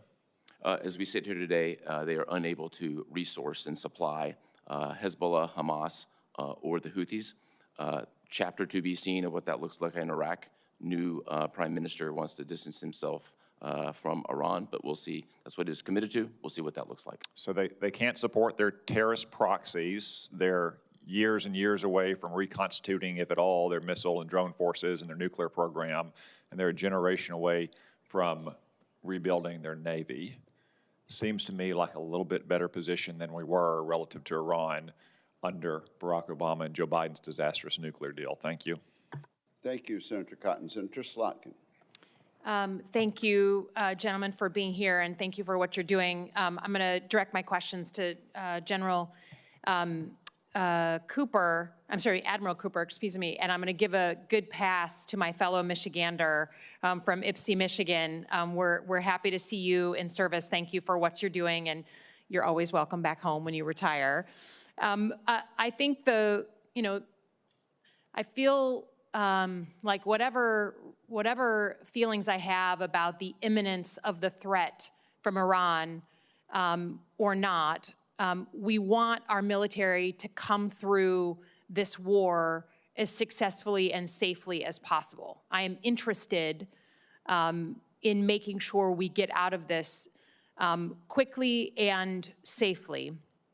And I have actually no doubt that with all the firepower we've used in this war, that we've degraded their nuclear capability, their ballistic missile capability, their terrorism capability. And as someone who served 3 tours in Iraq, I saw that terrorism up close and personal.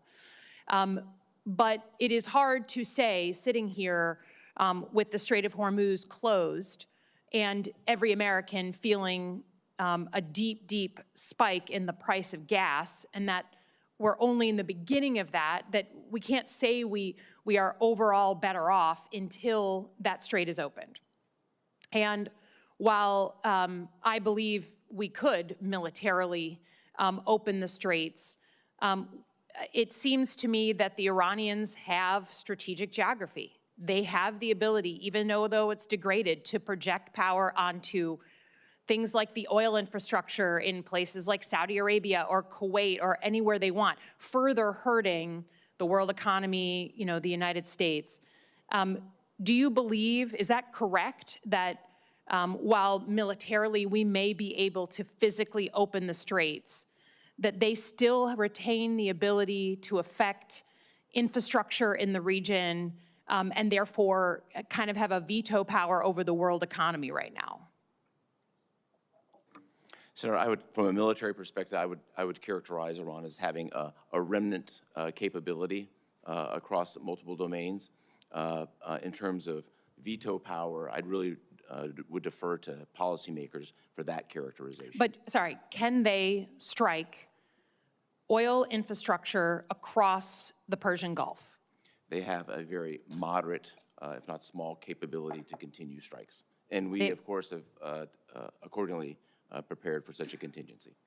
Okay, but if we could if we have the power to militarily open the straits and their threat is, quote, moderate or small, why wouldn't we just do it? So I really would defer to policymakers in this particular matter, and the strait clearly is in the middle of the negotiation being undertaken now. Yeah, I mean, it just seems to me that they still certainly have, it may be diminished power, but if the United States military is not physically opening the straits right now, it's because the Iranians do have the real capability to affect strikes in or drone strikes into the Gulf countries, affecting their oil infrastructure and sending the price of oil worldwide even higher. So, you know, it may be diminished, but it's real capability unless I'm missing something. You know, can you describe for me, I'm very sensitive about the way that countries like Russia or China may be enabling the Iranians to target and kill American forces or to provide intelligence on their locations in real or near real time. Is it fair to say that the Chinese are providing intelligence to the Iranians to help them target U.S. forces? So I think best to talk about anything regarding intelligence in a classified manner. What I can say is the Iranian military is largely made up of Russian and Chinese equipment. Okay. I think, you know, it feels like either Chinese government and or Chinese companies are helping and aiding and abetting the Iranians in providing that information. I understand we don't want to go into the details, but some of this is like out in open press. I would just say I personally feel like that crosses a Rubicon. Anytime we have another country providing that kind of intelligence to an adversary, I think that should play very heavily in our calculus and our conversations. I know the president is with the Chinese government right now, but I hope that no matter what party we're from, that's just a Rubicon. We all believe once you cross it, we're in a very different conversation, and I hope that's playing out in Beijing. I yield back, Chairman. Thank you. Senator Banks. Thank you, Mr. Chairman. Admiral Cooper, any update at all on activities in Afghanistan? Increased activity from ISIS or any other groups that concern you? Anything at all that you can tell us? Senator, just thank you for the question. Afghanistan remains on the forefront of what we're watching in terms of terrorist activity. I think best to address that in a classified forum. For right now, our partnerships in the region are suppressing that threat. Can you give any update at all for the record? No. Remains an area of concern for CENTCOM. You're tracking, paying attention to it.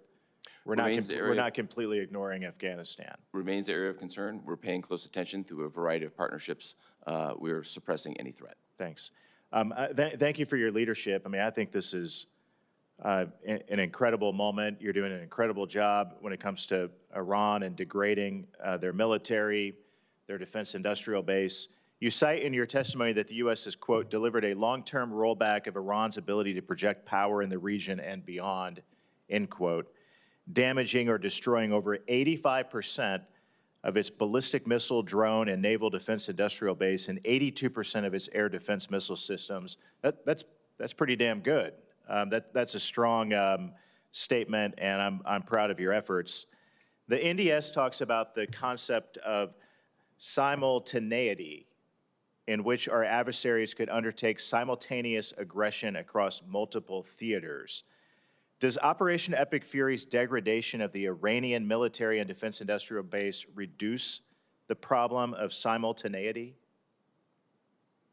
Senator, I think it remains to be seen what happens going forward with Iran. But what I think we've seen is a combination of ability for the United States to project power and influence and defeat an adversary very quickly, 38 days. The effects on other theaters, I think I would really refer to U.S. European Commander and the Pacific Command Commander. But clearly the United States is agile and we can move from theater to theater very quickly. Can you unpack this concept of simultaneity? Well, the United States Explain it to us. The United States has significant capacity. We have forces deployed around the world addressing a variety of issues. We're focused today largely on Iran, but clearly General Anderson is actioning key and critical matters in Africa. We're doing it in Europe. We're doing it in Asia. And we're doing it in South America. And all at the same time. We're able to do that at the same time. effectively. That's how the United States military rolls. You also write in your testimony that Iran's ability to reconstitute its military capability will, quote, depend in large part on decisions we and our partners make. What should we be doing to press our advantage? I think there's a policy component to this, Senator, and potentially a legislative component. Then there are a restricted number of countries, there's a finite number of countries that have historically had trade with Iran. Addressing those countries and what they are trading, how they're doing it, and what that looks like, I think is something we should take a look at. Yeah. Because if they don't have the parts, they're not going to build the weapons. Well put. I was very proud to see the Lucas drones deployed and used in CENTCOM. The Indiana National Guard played a really important role in testing the Lucas drone at Camp Atterbury in my state. What, if anything, can we extrapolate from the performance of our Lucas drones in other conflicts? Yes, Senator, so the Lucas drones were the United States' first opportunity to use our own one-way attack drones against an adversary. I remember well the training that happened at Camp Atterbury.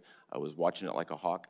That training has produced additional capability that we've now employed against an adversary very effectively. What else can we learn from it? Well, there's a lot more to be learned from it. I'd love to take it in a classified setting, and particularly given where we are right now vis-a-vis Iran, I think I would just like to keep that in the classified setting. For more than a month, our warfighters in the Middle East were hammered by small drones. How can we ensure that doesn't happen again if combat operations resume? Yes, Senator, a little bit of a myth buster on this. Iranian drones are significantly capable. In the days of $35,000 Walmart-like drones, those things are behind us. Iran has a very capable drone force. We have very capably defeated it. Good. Well put. Thank you very much. That's all I have. I yield back, Mr. Chairman. Thank you, Senator Kelly, and then Senator Gillibrand. Thank you, Mr. Chairman. Admiral Cooper, General Anderson, thank you both for being here today.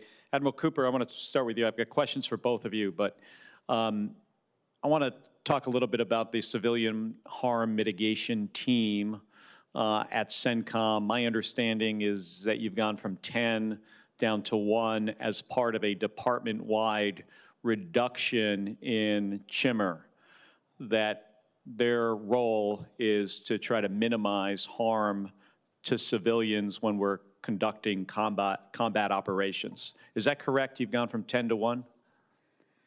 Yes, sir, that's the billet, but there's a larger component to this. Over a course of years, we've gone from compliance to civilian casualties and risk mitigation being just part of the culture. There are dozens, if not hundreds of people who are involved in this process. What did those 9 individuals do who were removed from their jobs? They're now integrated in other capacities. They've retained other capacities in the joint, what we would call joint But what fires. were they doing when they were part of the civilian harm mitigation team? They're playing a key role in helping us move from compliance to culture on CIFCAS, focusing on it every day, which they continue to do. So by your estimates, how many civilians have been killed or injured over the course of this war? The investigation on the one incident that we've had after more than 13,000 strikes is still underway. We'll certainly be transparent, release that when we can. This is a matter that I'm passionate about. I'd like to use the occasion to invite you, other members of the committee, and your staffs to Tampa to take a look at what our targeting process looks like. If you were to find out that there was an error in the targeting process, would you reinstate some of those people that were removed from that team? Sir, it's a hypothetical. I think I'm always looking to organize to purpose, and we'll just see what the investigation Are you shows. taking any additional steps now because of the civilian casualties to date?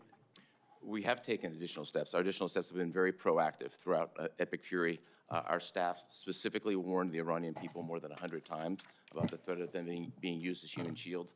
I personally warned the Iranian people on March 8th, 11th, and the 23rd that they had the potential to be human shields, and that communication was very effective. So again, we're moving not just targeting, but a proactive measures to minimize. All right, well, civilian thank you casualties. for doing that. General Anderson, so China and Russia continue to expand their influence across Africa. We discussed this with misinformation, disinformation across many African countries.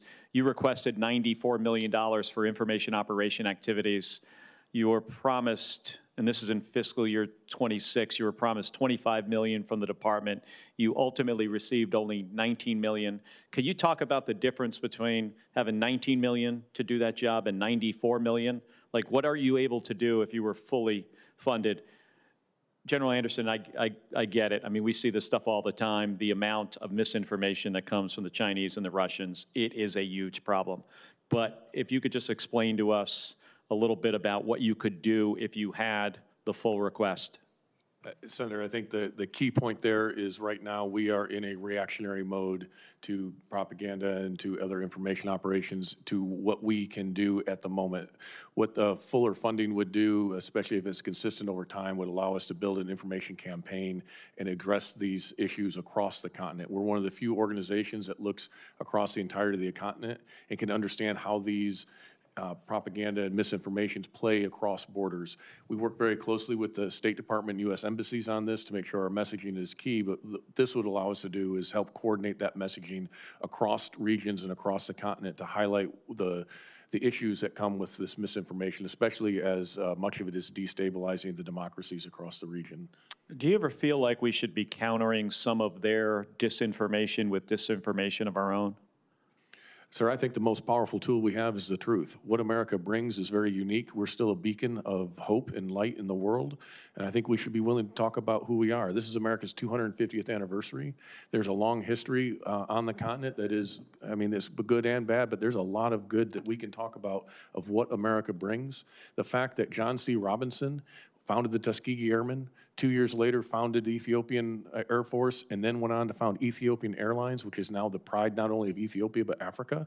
It's not a story that's well known, but that is a tie that we have had between the aviation communities for years. There are multiple stories like that across the continent that we need to propagate and talk about. So I would say we should focus on the goodness and the positivity of engaging with America and worry less about the disinformation that our partners put out, but we have to engage in this environment. We have to be active in the information space. So you got about 25% of the request. So if you got the full amount, you could put more out there, positive stuff that the United States is doing. And I know these are, challenging times with resources, even beyond what DOD has, USAID and others. But do you think that would be sufficient to counter Chinese and Russian misinformation? Senator, I think information operations is one of the lower cost investments that we can make that have outsized return and help amplify the limited resources we have in the military side and highlight the benefits that those provide. And being able to talk about that broadly, I do think has outsized proportions. So small investments can have a large impact. And this is an area of information where I think we can make a lot of gains even despite our smaller physical presence that can highlight the totality of what the United States brings. I 100% agree with you, General, and we should really look into getting you the resources you need to do this job. Thank you. Thank you. General Anderson, I 100% agree with you. Senator Gillibrand. Admiral Cooper, we had Secretary Hegseth here a week or so ago, and we did not get satisfactory answers about Iran. So what is your mission in Iran right now? Senator, with Epic Fury now formally ended per the President's notification, we shifted our mission to a blockade mission in the following day, and we're implementing that mission in accordance with international armed conflict. That's our main mission today, as well as to be ready for a broad range of contingencies. And do you feel that President Trump's declaration that we have obliterated all of Iran's capabilities and their nuclear program, is that accurate? Senator, I speak from a military perspective. We have significantly degraded their drone, missile, and naval capabilities. We've fractured their command and control.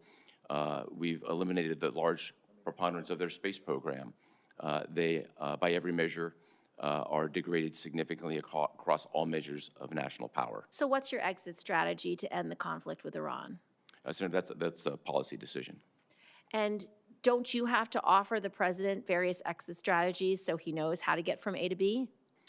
Senator, consistent with my statutory obligations, I provided a broad range of options along with risks and mitigations through the Secretary. to So the given President. your current mission, how many more days, weeks, months, years are we going to be at war with Iran? Well, as we sit here today, we are in a ceasefire, and the way ahead will be determined by our policymakers. Well, currently, we are still spending $1 billion a day on this war with Iran. And I can tell you from my New York constituents, they're furious about it because $1 billion a day could be lowering their housing costs, lowering their food costs, lowering their health care costs, lowering the cost of everyday expenses that continue to go up because of the war in Iran.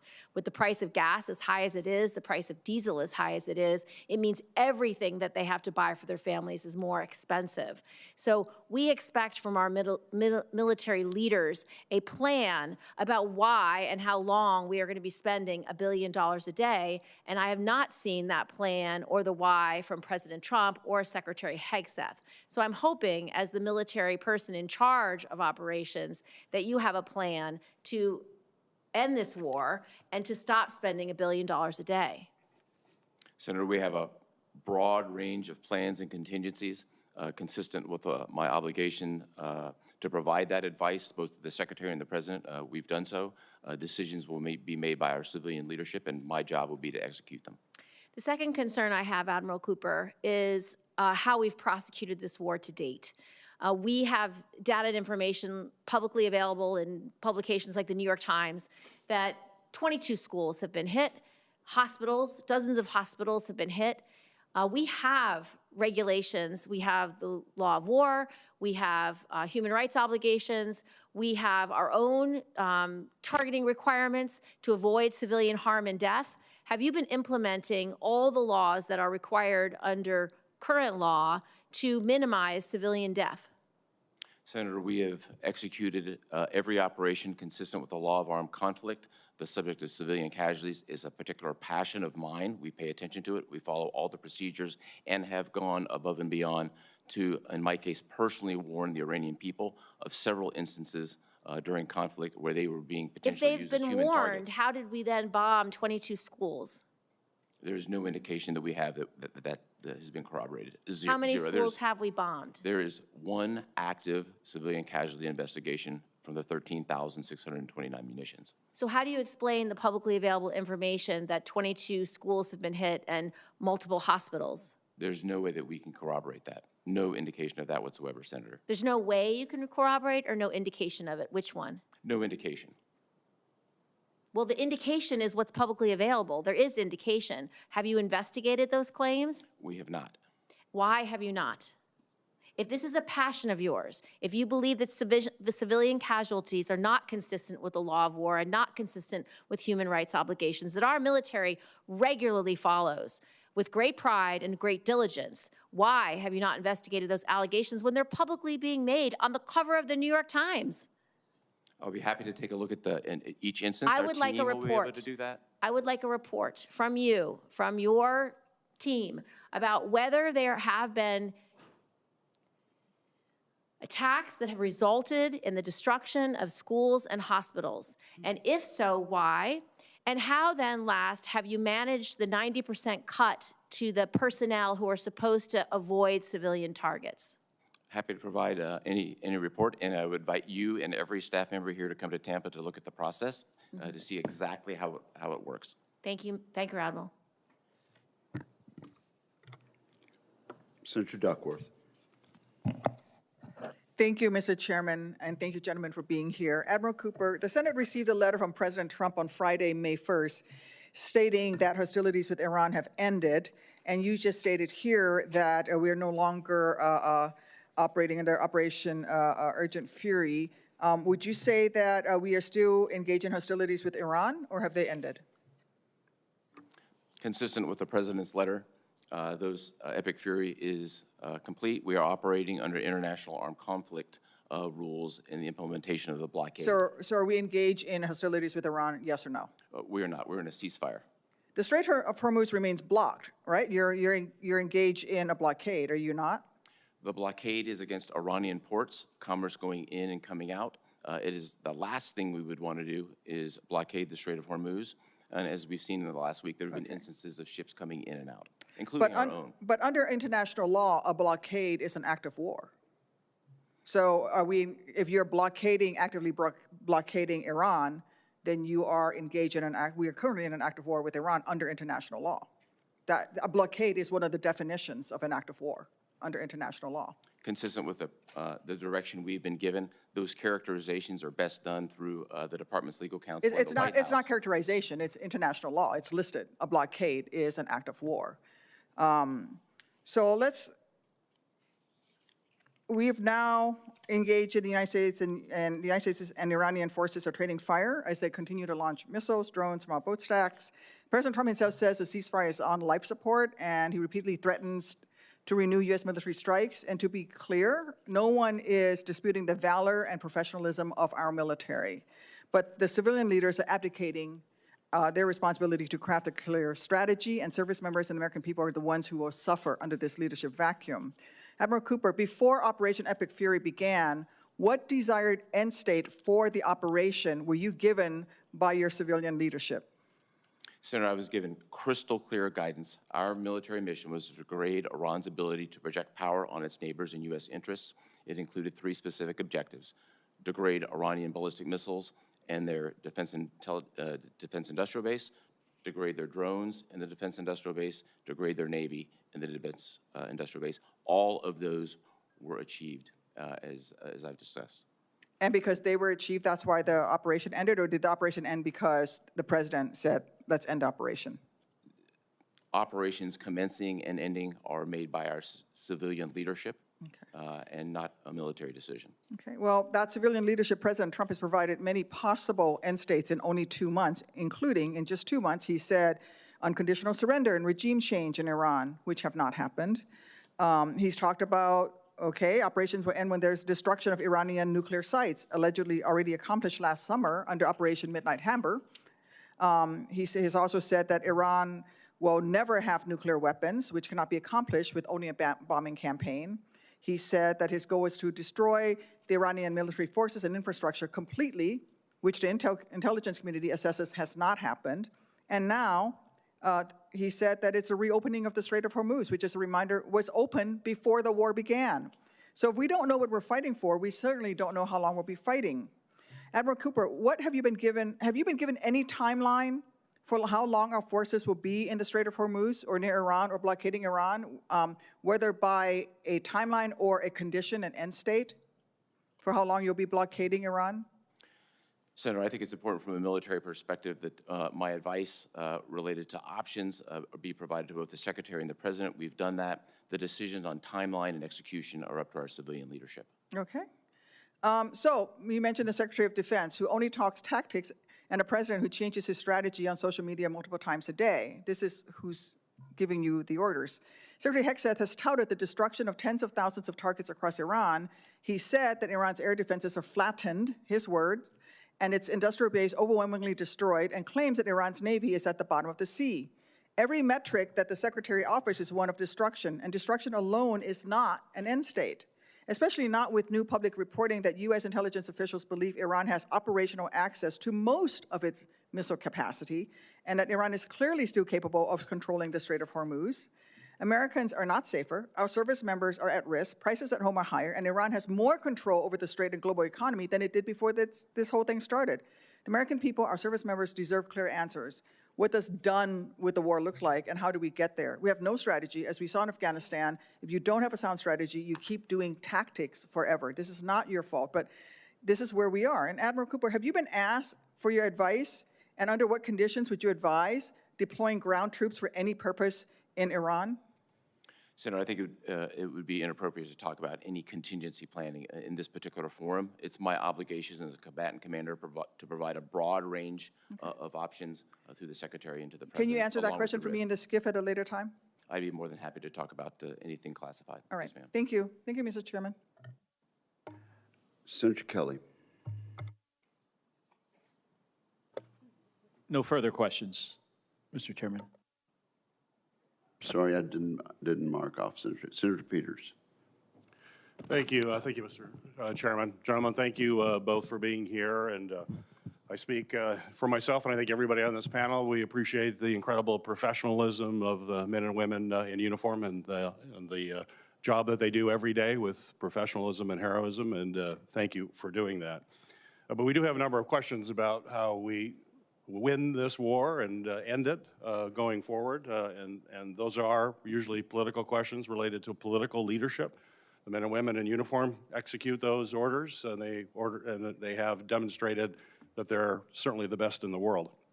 But Admiral Cooper, you mentioned that the current mission right now is basically the U.S. blockade of Iranian ships or ships that are transiting the Straits of Hormuz to Iranian ports. That's in response to Iran basically effectively shutting down the Strait of Hormuz before that. As you know, experts across the political spectrum and multiple administrations, political administrations, have all agreed that a war against Iran's first moves would be to mine the Straits of Hormuz to prevent tanker traffic. But despite these known risks and repeated claims that the DoD has planned, and I'm sure you have plans. I attended the War College. I've served in the Navy. There are no shortage of plans that we have. That you have plans to deal with the closing of the strait. We had 4 minesweepers that were stationed in the Middle East, were just retired last year, and our remaining minesweepers were either stationed in Japan or not pre-positioned in the region. This is despite public reporting that we currently already have limited unmanned mine clearance capacity. And reports from the New York Times and Reuters has also indicated that Iran still has hundreds, if not thousands, of small boats that can lay mines or perform hit-and-run attacks on top of their existing land missiles and drones, which I'm sure they're building at a furious pace right now to restock what they have. And this is on top of existing land missiles and drones. The American people, as we all know, are already paying higher prices in the United States. Inflation is up as a result of chaotic tariffs that President Trump has put into place. And now, thanks to this war and the Straits closure, they're paying high gas prices that continue to rise as well, putting a strain on family budgets. So my question for you is, if there was advanced planning, and I'm sure there was advanced planning about the Straits closure, why were the minesweepers not pre-positioned in the region when it had been publicly reported that we already have limited unmanned mine clearance capacities? When you have a plan, usually before you execute the plan, you make sure that all your assets are in place to actually execute that plan. So it's curious that those assets were not there. Why? Senator, I think best to talk specific tactics and operations in a classified environment. What I can say here is we did have sufficient and continue to have sufficient mine clearance capability in the theater.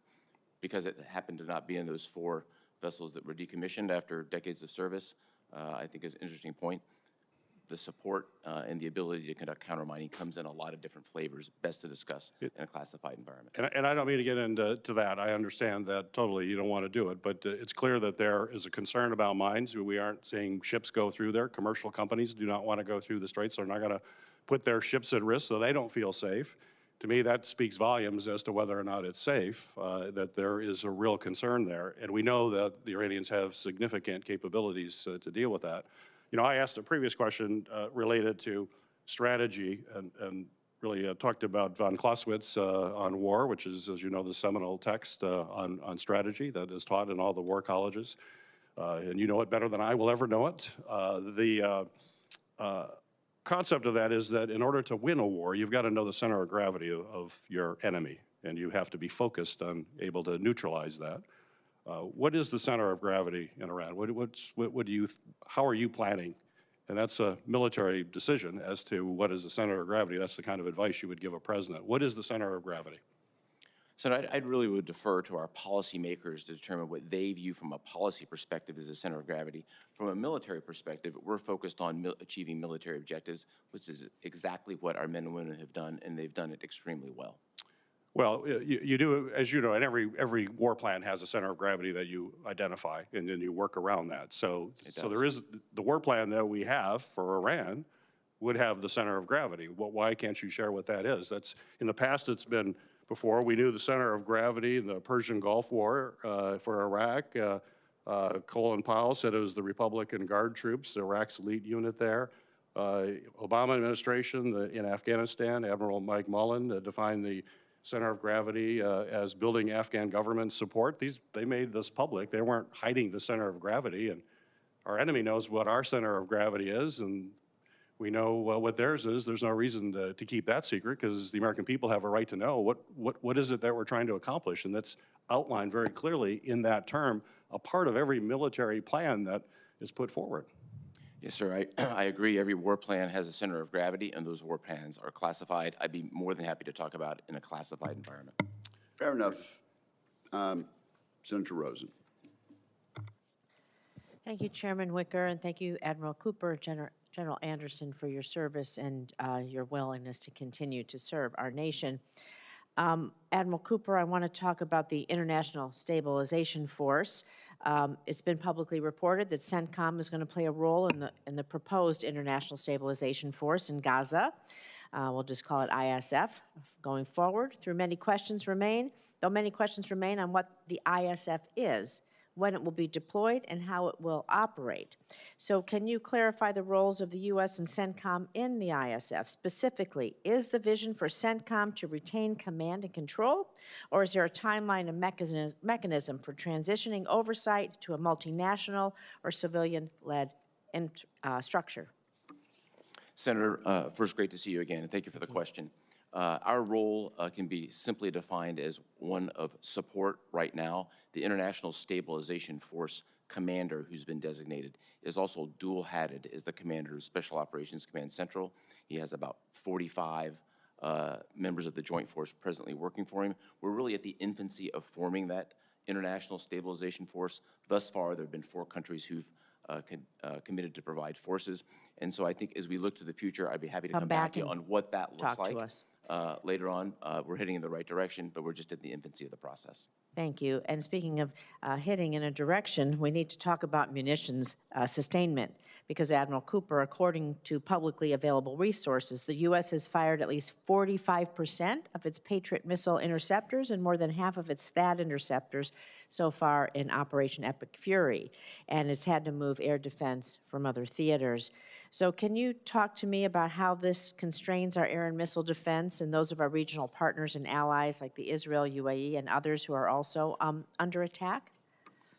Senator, I have all the munitions necessary to both defend our forces as well as conduct a broad range of contingencies. Our partners also have the sufficient munitions necessary for defensive operations. Do you have operations. Estimates about how long it would take us to replenish or rebuild our stockpile? I would really defer to the folks who do this on an everyday basis, both in the department and the services. Thank you. I'm going to continue on you, and then we'll move over to General Anderson in a minute, because I want to just take a moment to talk about Lebanon, because I do appreciate that you've applauded the Lebanese armed forces for their efforts to disarm Hezbollah.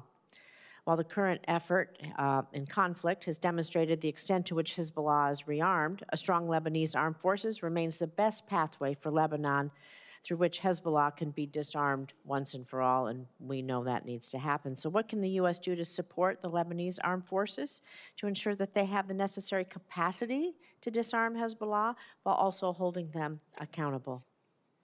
Senator, taking on the disarmament of Hezbollah is a tall order. They've been funded by Iran for decades with billions of dollars, and Hezbollah is inculcated into every fabric of the Lebanese society. I think right now our continued commitment with modest dollars to the Lebanese armed forces is helpful. They have, in particular, several units who can do more.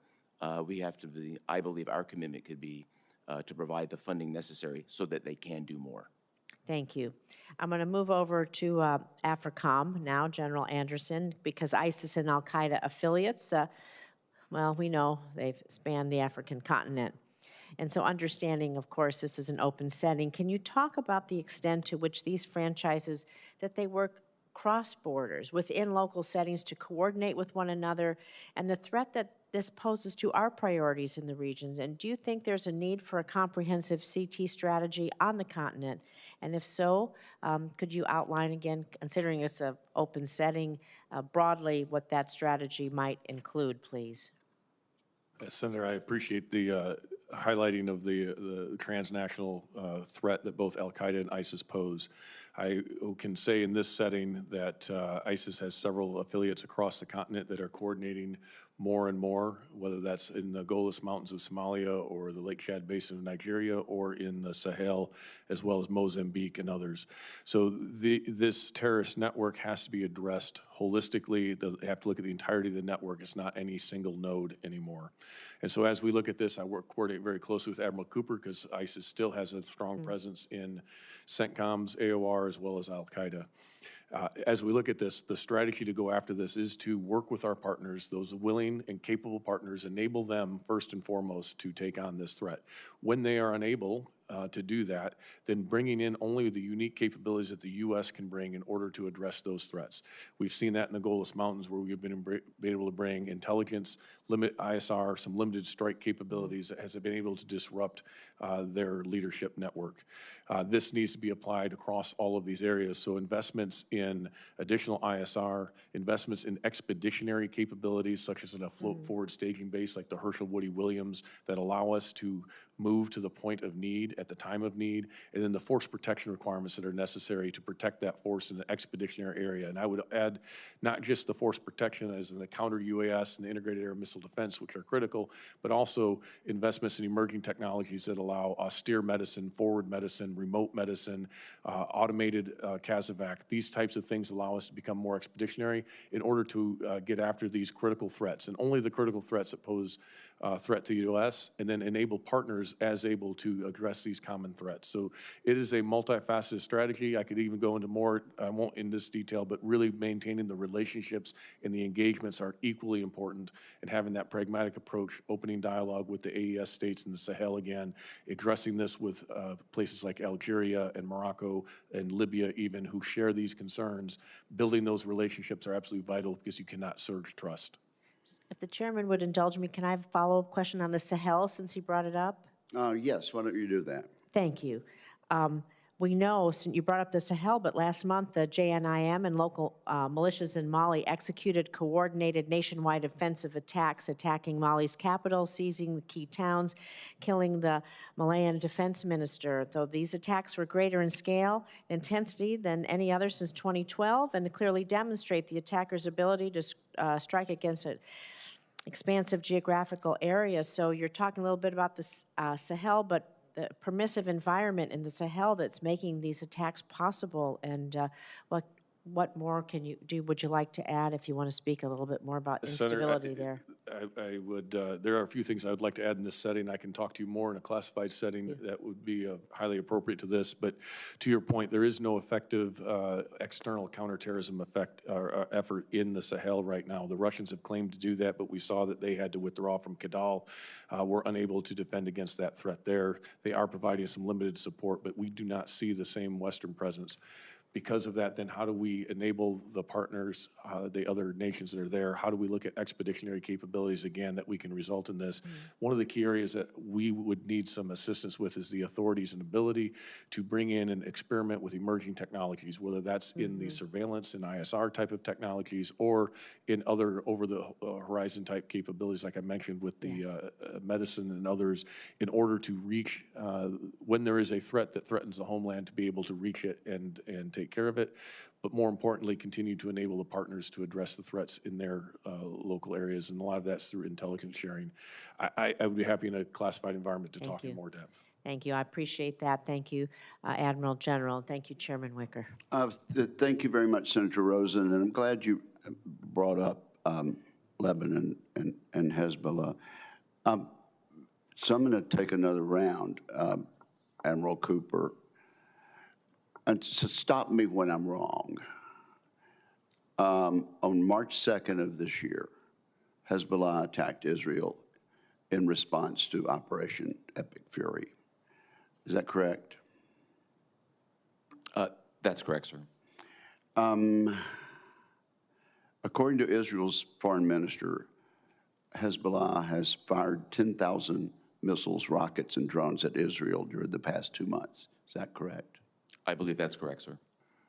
And in response to these attacks, Israel initiated a ground offensive in southern Lebanon, aiming to create an uninhabited buffer zone along its northern border and to push Hezbollah north to the Latini River. Is that correct? That's correct, Senator. To enable this operation, the Israeli military ordered the evacuation of southern Lebanon, displacing over 1 million people, nearly 20% of Lebanon's population. That is also correct.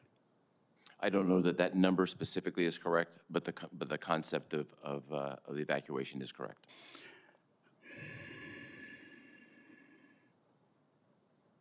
While governments of Israel and Lebanon declared a ceasefire in April of this year, Hezbollah Secretary General Naim Qassem announced that his organization would not recognize the ceasefire and would never agree to disarm. Is that correct?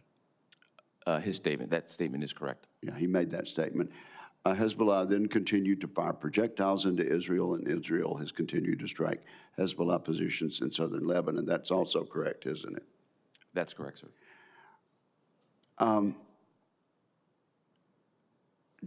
And I think Senator Rosen would wholeheartedly agree with me that peace between Israel, and I can't ask questions to my friend and colleague, but I think we would both agree that peace between Israel and Lebanon would be a wonderful development, and a wonderful development for America and for Israel.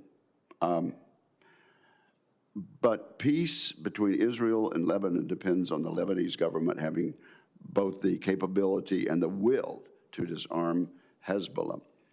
Has the United States provided the Lebanese armed forces with approximately $3 billion since 2006? So I'd have to take that specific volume, that a lot of specific money. number for the record and follow up. But we have been providing aid for 2 decades. Is it fair to say that the primary goal of U.S. support for the LAF, the Lebanese armed forces, was to counter Hezbollah? Yes, sir. And from 2006 until 2023, is it accurate to say that Hezbollah's rocket and missile arsenal grew from 2006 to 2023 from approximately 9,000 rockets and missiles to 150,000? As a result of decades and billions of dollars of Iranian support, that's correct. Israel's foreign minister alleges that Hezbollah fired more than 10,000 projectiles at Israel since the beginning of March of this year. In light of the Lebanese armed forces inaction, was Israel's offensive into southern Lebanon militarily necessary if Hezbollah's attacks were going to be countered? Was there another way to do that? Senator, I would really defer to Israel on intent and effectiveness, but just as a general statement. Militarily necessary, though. It is an option among options, of which there are few, to deal with the Hezbollah problem. I appreciate Senator Rosen bringing this up, and it just would go back to the central point. It would be a tremendous achievement for Israel, Lebanon, the United States, and the Middle East if Hezbollah could be eliminated and allow the Lebanese people and the Lebanese government to resume the happy relations that we once had and strive for between the United States and Lebanon. Would Senator Rosen have any further questions? Then this concludes today's hearing. I want to thank our witnesses for their testimony, and I would acknowledge that many of the arrows aimed at these two witnesses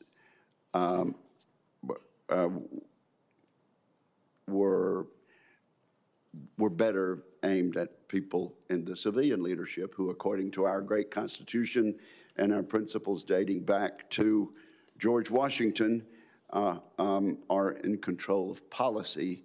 And I would commend these two military veterans for adhering to that constitutional principle. And with that, we are, I would inform members that questions for the record be due to the committee within 2 business days, and we are adjourned. All right, I'll go up there and thank you. Yeah, I'll go up there. I'll go with you.